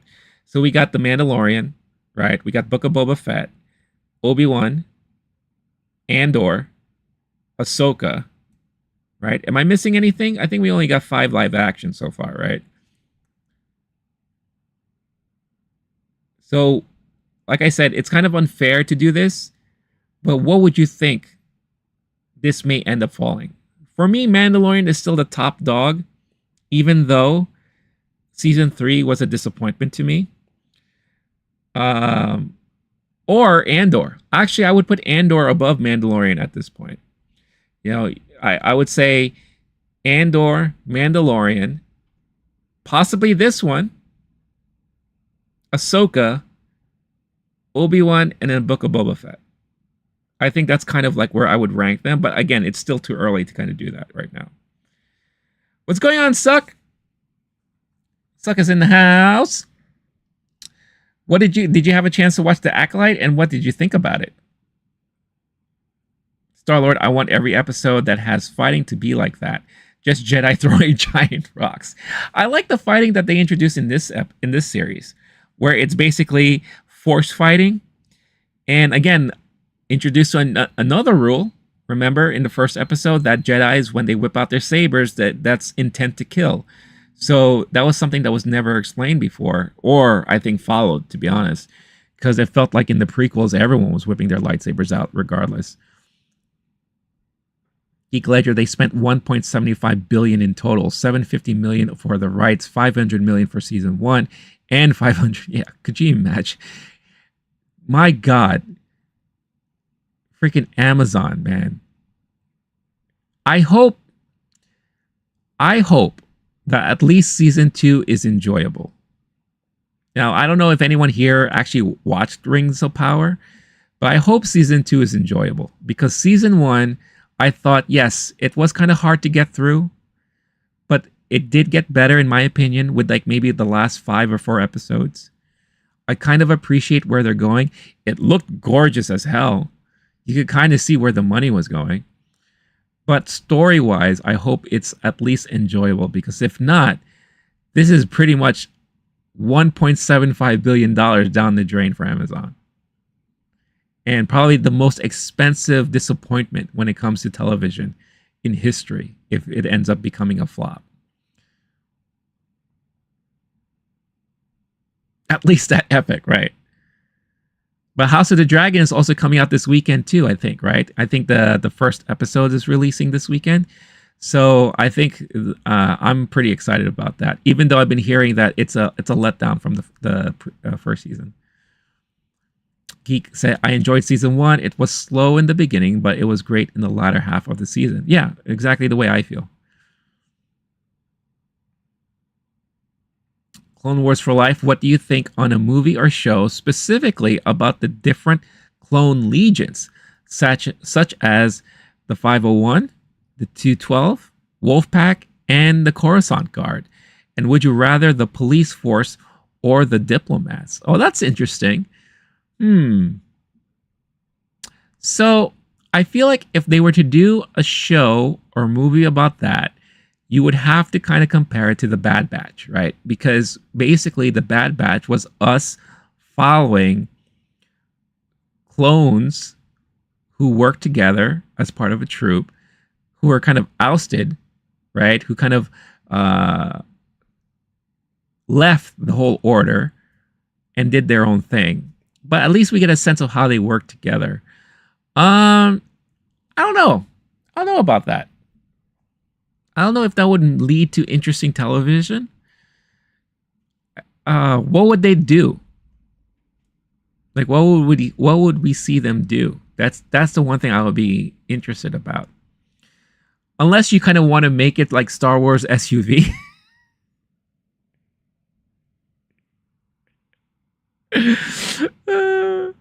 Yeah, could you imagine like Star Wars 501 SUV, and it's just like a crime drama of the week? That would be kind of an interesting take, I think. Every fight should be an epic tale in and of itself. I don't disagree with that. No beating around the bush with force blocks. I mean, I feel like there should be a mix, right? But every battle should tell a story. If they are kind of basing a lot of these fights and battles just like the old kung fu fights, like the old school fights, I think every fight should definitely tell some sort of narrative, right? Especially if you're comparing it to like Crouching Tiger, Hidden Dragon. I think it'll be interesting to kind of see that play out that way. Geek Ledger, I will say the fact that it got 35 million viewers on the first episode in the first week. The finale only got 12 million. Yeah. Unfortunately, that does say a lot. Yeah. That was crazy to see that stat when they revealed that. Clone Wars, like the missions they are on for the Coruscant Guard, it would be more like hunting down criminals, or if it was the diplomatic part, it would be protecting senators. For the other legions, it would be more like a deep dive into the missions shown in the Clone Wars series. I guess that would be interesting, you know? Again, it all depends on how they formulate the show. You know, like as a viewer, what would be the reason to watch a show like that? You know, so it'll be, I think it could work, maybe. If anything, that would make a great premise for a video game, in my opinion. It'll be kind of interesting to play a video game where you're part of the Coruscant Guard or where you're part of a legion. I think that would be very, very interesting. Star-Lord, we need emotional content, Bruce Lee. Or actual contact, literally. Because it's clones!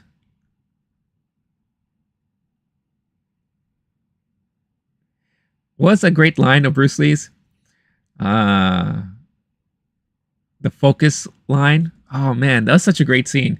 Where it's like, you know, he's pointing at the moon or something like that. It's like, don't focus on the, you know, on the finger or something like that.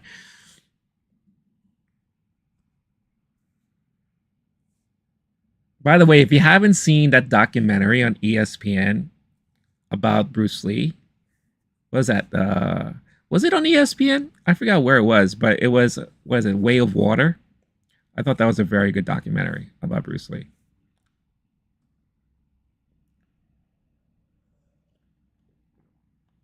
All right, guys.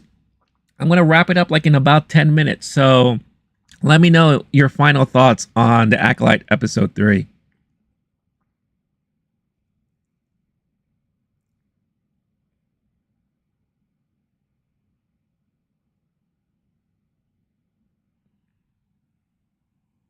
Or anything else you want to talk about. Imagine a show where it's like the you choose your destiny and you get to be the commander or captain of a legion. You mean kind of like didn't Black Mirror on Netflix do something like that where you kind of chose the route to take as the show was playing out? You mean something like that? Star-Lord, do not focus on the figure or you'll miss out on all the heavenly glory. That is a quote. That is the infamous Bruce Lee quote. Love it. Love it.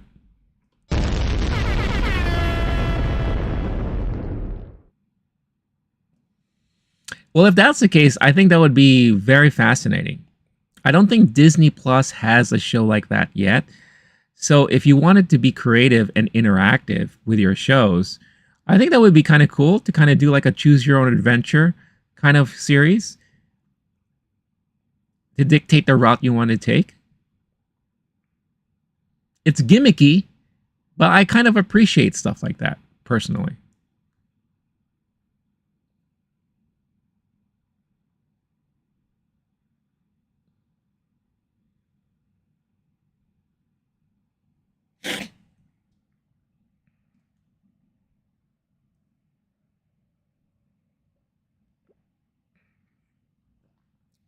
Also, as a reminder, just for the next couple of days, I will be back live here again on Friday around noontime. I was a little late today because I actually had some technical problems before running the stream. But I always aim to be live around noontime. Tomorrow is going to be a big movie day for me. I'm going to go to and check out Inside Out 2. I'm going to finally check out The Watchers. And I'm going to check out that new horror movie. What is it called? Hold on, let me look it up right now. It's a movie that is done from the point of view of the killer. It's called, let me pull it up right now. It's called In a Violent Nature. So I got 3 movies on my docket for tomorrow. And Friday, I'm just basically going to spend the stream reviewing and discussing those 3 movies. So yeah. So if you're interested in checking that out, by all means, come on over and hang out. Clone Wars, I feel like that would be a pretty good show. Running water never goes stale, so you just got to keep on flowing. More Bruce Lee. Looking at you, Ray. I'm so curious of what they're going to do with this new Ray movie. I'm so curious about that. Clone Wars for Life. I won't be able to watch Friday because I have 2 or 3 out of my 6 divisions that day. No worries, clones. I know that you're going to be busy with the tournament, so obviously I'll check. You can, catch up with. I'll catch up with you whenever you're done with all that stuff. So, but definitely good luck with all of that stuff. Would love to hear the results out of it all.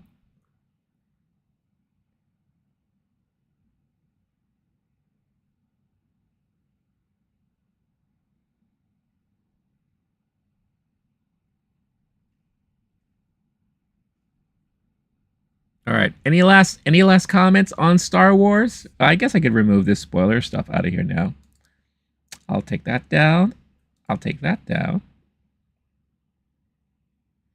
If Rey is all the Jedi does that mean she is also a Wookiee? What do you mean by that? Clone Wars for Life. I'm hoping to get on stage for the night show on Saturday, so we'll see how that goes. What is the night show? Like, what does the night show entail? Or I guess, what exercises does the night show entail? I'm curious.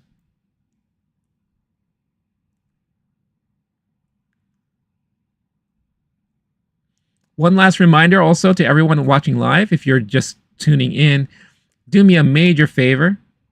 You would make me very happy. Just make sure you hit that like button. It helps support the stream, helps support the channel. And for every like this stream gets, an angel gets its wings.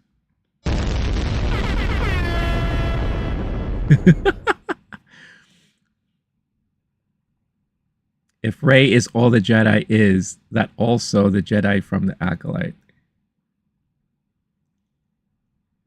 I'm not sure. I understand what you mean. Are you saying like the Wookiee Jedi is the same like Rey, and all he does is just go around and fixes things? Clone Wars for Life. So it's basically the champion of all divisions going against each other to see who's the overall grand champion. Oh, okay. So it's like the finale, right? It's like the cream of the crop.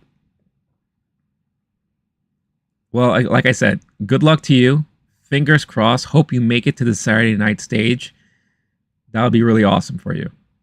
And everyone who was at the tournament watches the night show. It's streamed on ESPN? Oh. So if you make it on stage, you have the potential to be live on ESPN. Is it ESPN The Ocho? Or what is it, ESPN 3?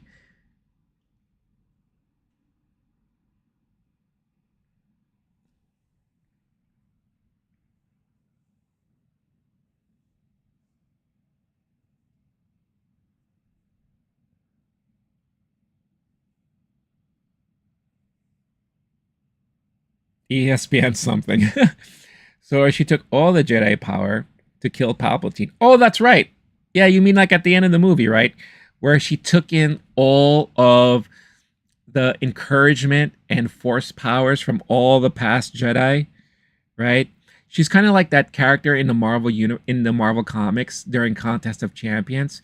He was like a superhero from China, and his power is that his strength is built upon all the people who live in China that give him like strength and encouragement, and that's how strong he gets. So Rey got all the force powers from all the Jedi, and everyone was encouraging her like, good luck, Rey, you got this, Rey, and all of that. So I'm pretty sure the Wookiee is part of that too. Yes, we didn't hear the snippet, but I'm pretty sure the Wookiee was in here like. So now she is a Wookiee. She is part Wookiee, yes. That makes her a part of everything at this point, I think. Clone Wars, you enjoy the rest of your drive. Safe travels. Good luck on the tournament. Again, keep us posted as to how well you're doing. Would love to hear. And if somehow you could let us know if you do make it on stage for Saturday night, let us know so that if we have a chance, we could watch it too.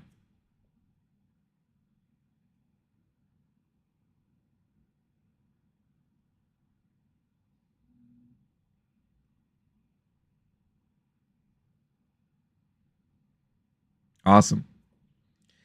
All right, y'all. I think we're going to call it. Geek Ledger, breaking news. Sony Pictures has purchased Alamo Drafthouse. What? Hold on. Is that for real? Wow. Wait a minute. What happened? Sony was so pissed off with the talks with Paramount that they decided to go after somebody else? All right, hold on. I gotta check this news out. That was a perfect Wookiee impression. Thank you. No worries, clone. Hold on.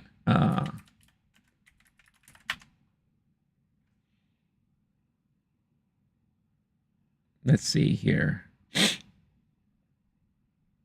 Oh, here it is. Wow. I'm here on the Hollywood Reporter. All right, I'm going to share this article with everyone. This is something to close off on for sure.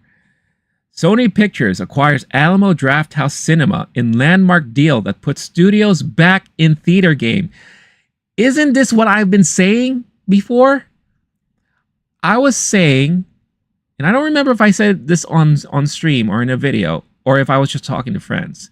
Eventually, we're going to see studios buying up theater chains in order to justify putting their movies out in theaters and not worry about streaming and all that. And now Sony has a platform to showcase their films because they have no streaming service. I know they wanted to talk with Paramount and probably work out a deal with them so that they could have Paramount Plus and Sony stuff together. And that didn't work out, right? And then now we also found out that Sundance and Paramount didn't come to any agreement, so that deal is out. But wow, this is big news. Geek Ledger, I thought this was also illegal too, but I guess now there's something going on. So let's read this. So for more than 7 decades, studios weren't allowed to own an exhibition company under the Paramount consent decrees, which they were rescinded in 2020. See, that I didn't know. All right.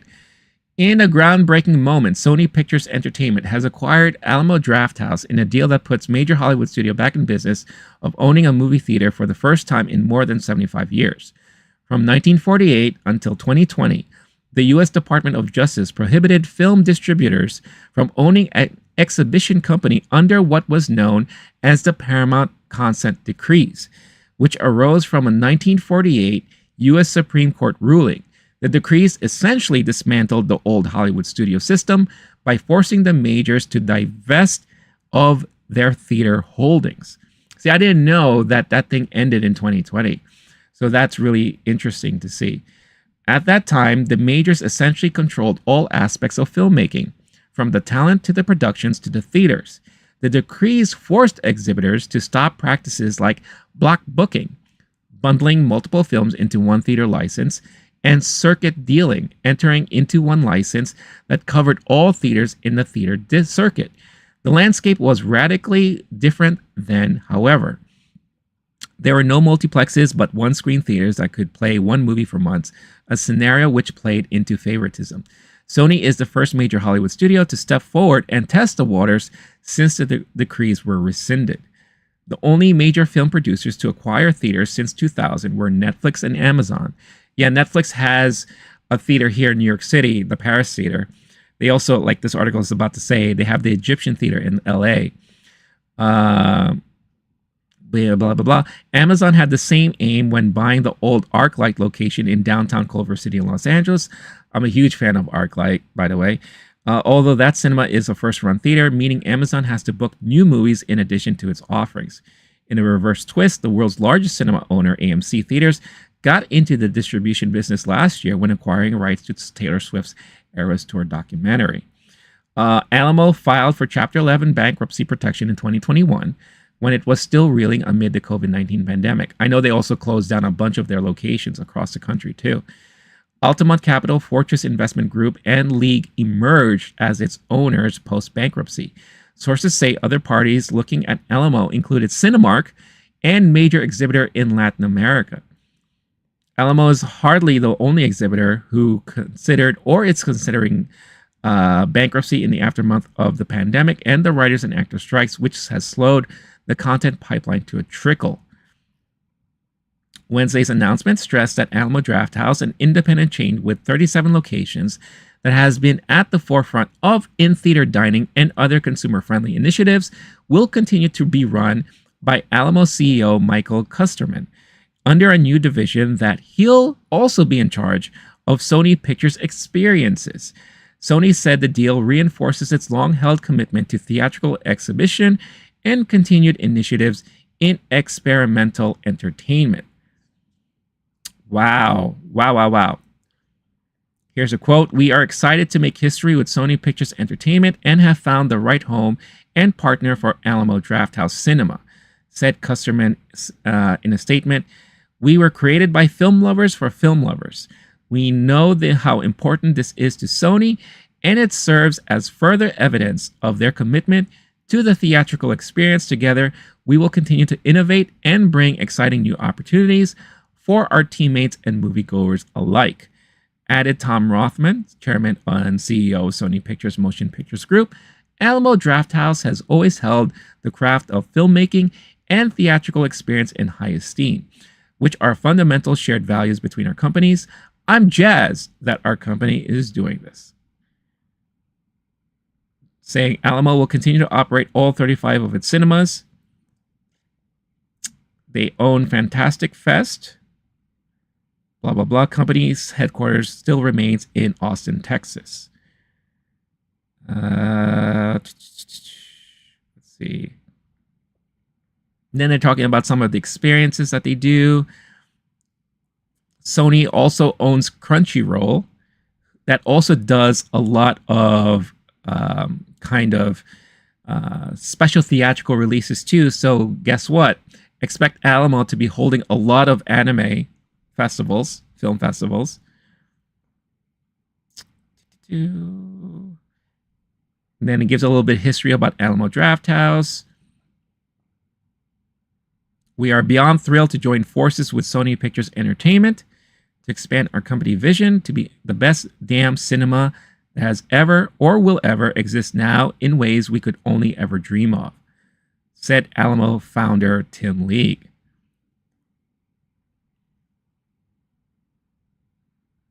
Says, on one hand, Alamo has been battling serious financial problems. It's a win for Alamo. I will say that for sure. And obviously, it's a win for Sony. The only theater chain in the country with a very specific and well-honed personality. One you can trace back to the company's roots of single-room theater founded in downtown Austin. Yeah, I guess my only question is,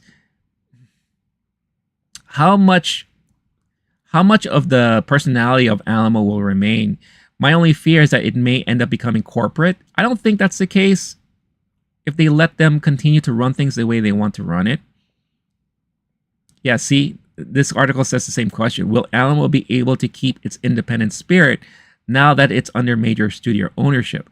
Although generally speaking, studios aren't involved with such things as pre-show ads or cinema policies. That's up to the exhibitors. Yeah, this article mentions that a lot of the stuff that Alamo does that I personally appreciate has always been like kind of like their pre-show stuff, kind of how like they parody on the movie that you're about to watch. They pull up a lot of stuff from the internet. It's a fun experience, especially for cinephiles. Wow, that is such big news. Thank you, Geek Ledger, for letting me know about that. Wow.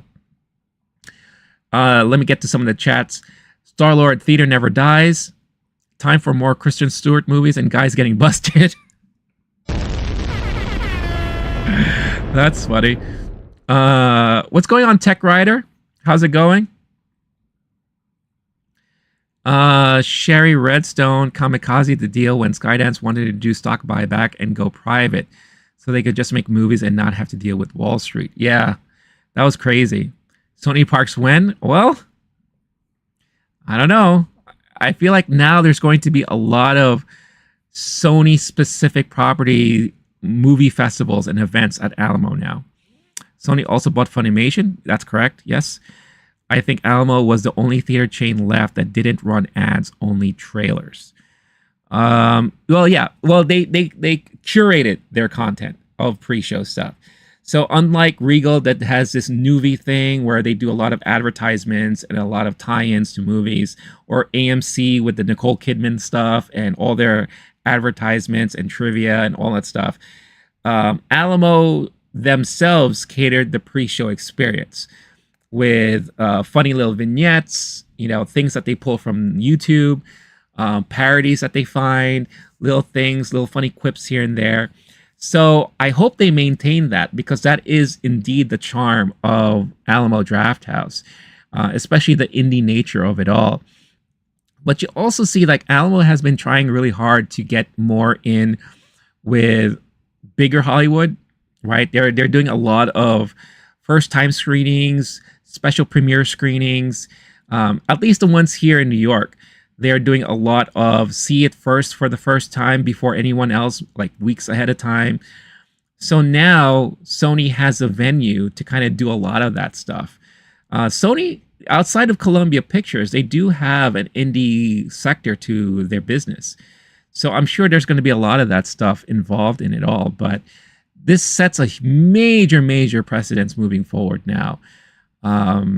And like I said, I guess since Sony doesn't really necessarily have a streaming platform, Now they have a movie theater chain, you know? So you have Netflix with their kind of movie theater chains or their movie theaters, the Egyptian in LA, the Paris Theater here in New York, Amazon with their ArcLight, but they kind of run it more as a regular movie theater chain because they have to show first run movies along with their own movies and MGM titles. Now we have Sony with Alamo. Wow. Big deal, man. This is crazy news. Crazy news. What does everyone think about it? You know what they say about theaters with big screens? They have longer run times?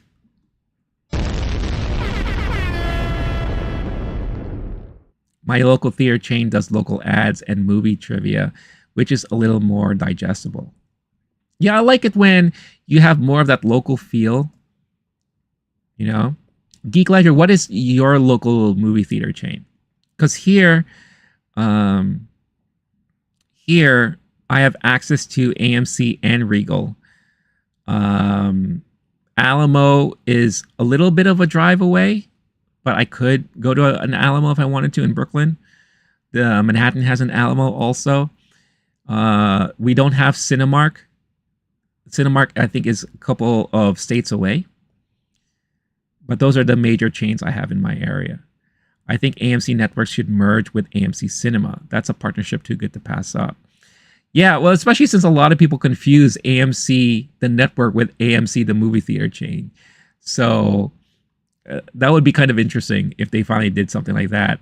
And then you could see like Walking Dead premieres at AMC theaters, you know, or what's that? The Anne Rice stuff. Arkansas Theater Group. Oh, interesting. Okay. Me as a big movie fan, I love hearing local theater chains or hearing about them. Whenever I go travel, I always try to visit local theater chains or the mom and pop theaters because those are always the best. Starlord said he saw a video where two guys cleaned up an abandoned theater. Damn near restoration. Oh, that's awesome. Did they turn it into their own independently owned theater? This is crazy news, man. I wow. Could you imagine how this would? One, I'm happy for Alamo because now they have a major studio that is now backing them. Funds wise, right? Because yeah, they have been suffering financially for a while.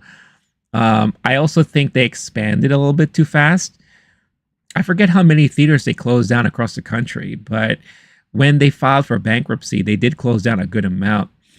Recently, they announced, was it last week, that 3 theaters in the Texas area alone had to be closed down?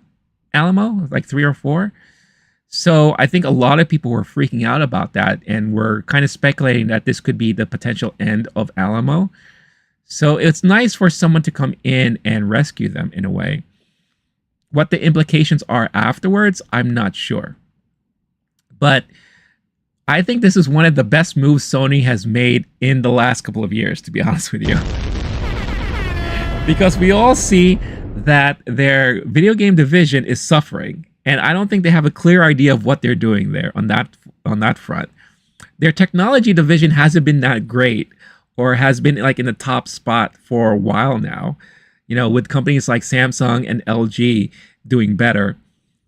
So this is a major win for Sony, I think, in my opinion. You know, and now Sony has a place to focus their releases on, hold screenings for some of their stuff. And I think this allows Alamo to do more of what they've been trying to do. But I think it's safe to say that the majority of us will hope that they maintain their independent nature and their charm and personality that Alamo has kind of made us familiar with and we are accustomed to. Because it would really suck if they start becoming a little bit corporate. That would be a shame. But at the same time, it wouldn't be a surprise because it's business, right? And that tends to happen. So I guess this kind of, for now, leaves Sony off the hook in attempts to try to create a streaming platform or partner with someone for a streaming platform, because they are the first studio to really put focus on theatrical distribution instead of streaming. So I kind of, commend them for that, with that type of focus. I think that's a really good job on their part.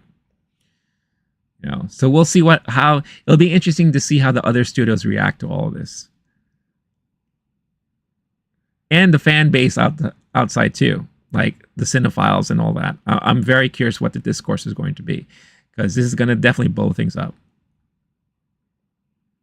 Sony is now as cool as PlayStation now. That's hilarious.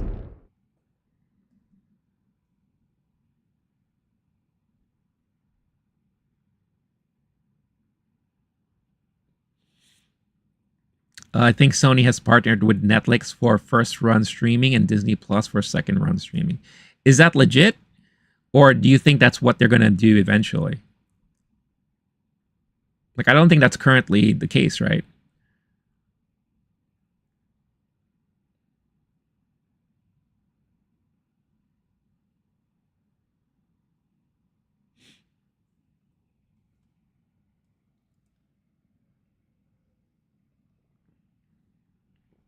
That's a deal they signed last year. Oh, okay.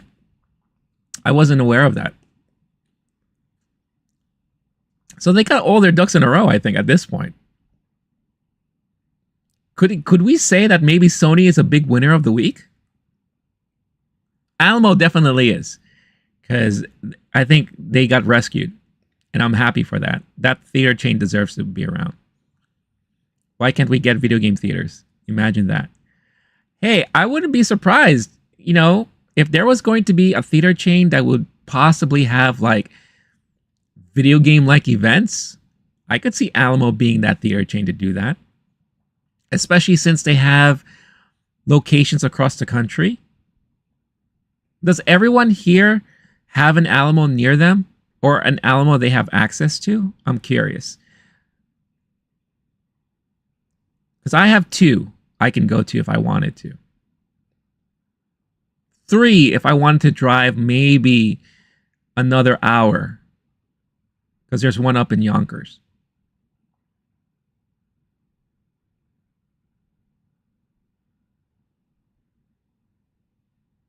The last duck they need is a TV station. I mean, if Paramount or Disney ever sells off CBS or ABC, like there have been rumors of, they would be set. I wonder, though, at this point in time, is it important to own a network station? Is it still important? I guess maybe, right? For like the older generation.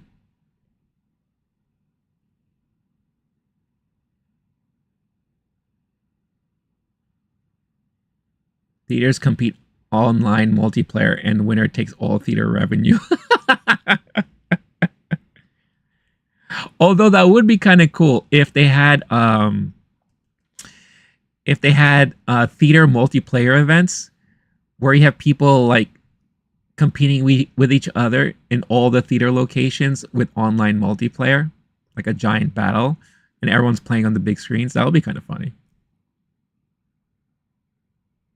Sony Columbia owning CBS, aka Columbia Broadcast System, would be poetic.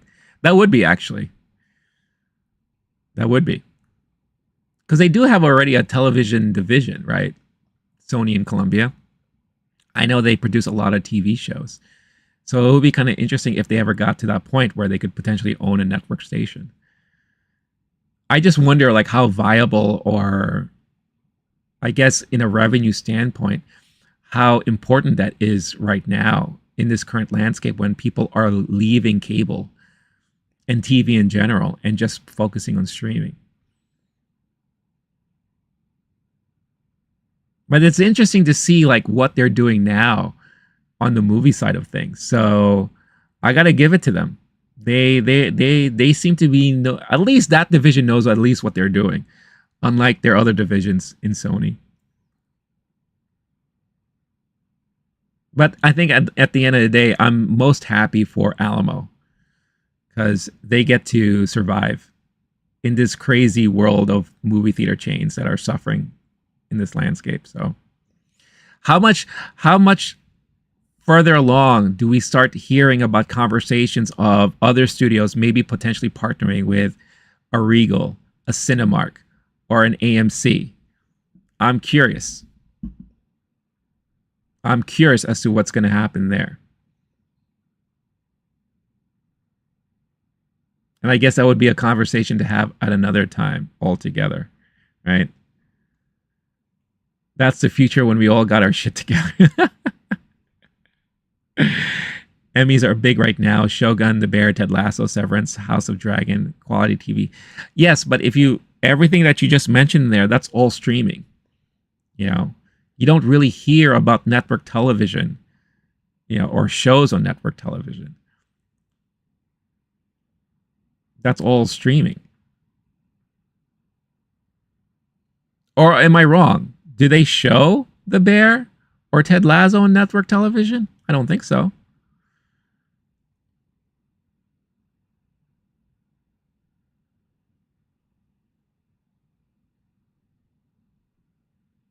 I think Sony now it's nice that they have a deal with Netflix and Disney Plus for their first and second run movies.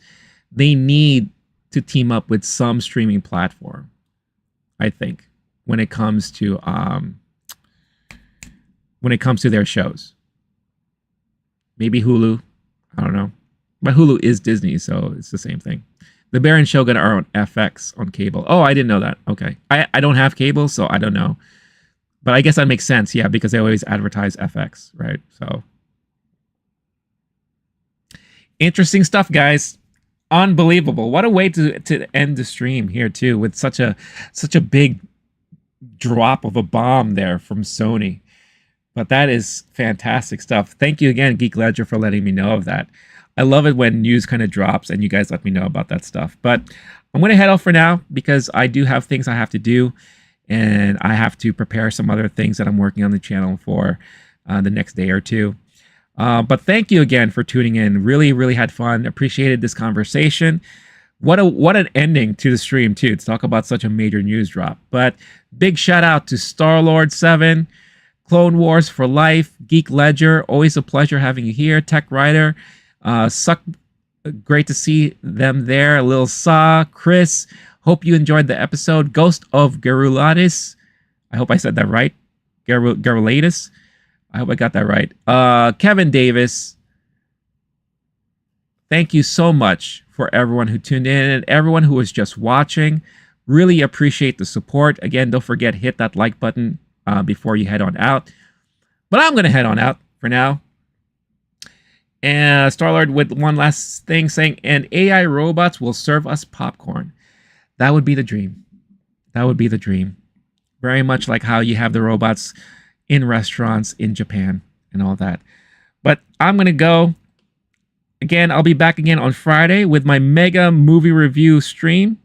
If you want to hear my thoughts on Inside Out 2, The Watchers, and that other movie, I forgot the name of it right now, make sure to tune in on Friday. And hopefully I can catch you whenever I get a chance to catch you. So with all that being said, enjoy the rest of your day. Stay cool, stay class, stay safe. May the force be with you. See you all next time. Bye, everybody. Appreciate y'all.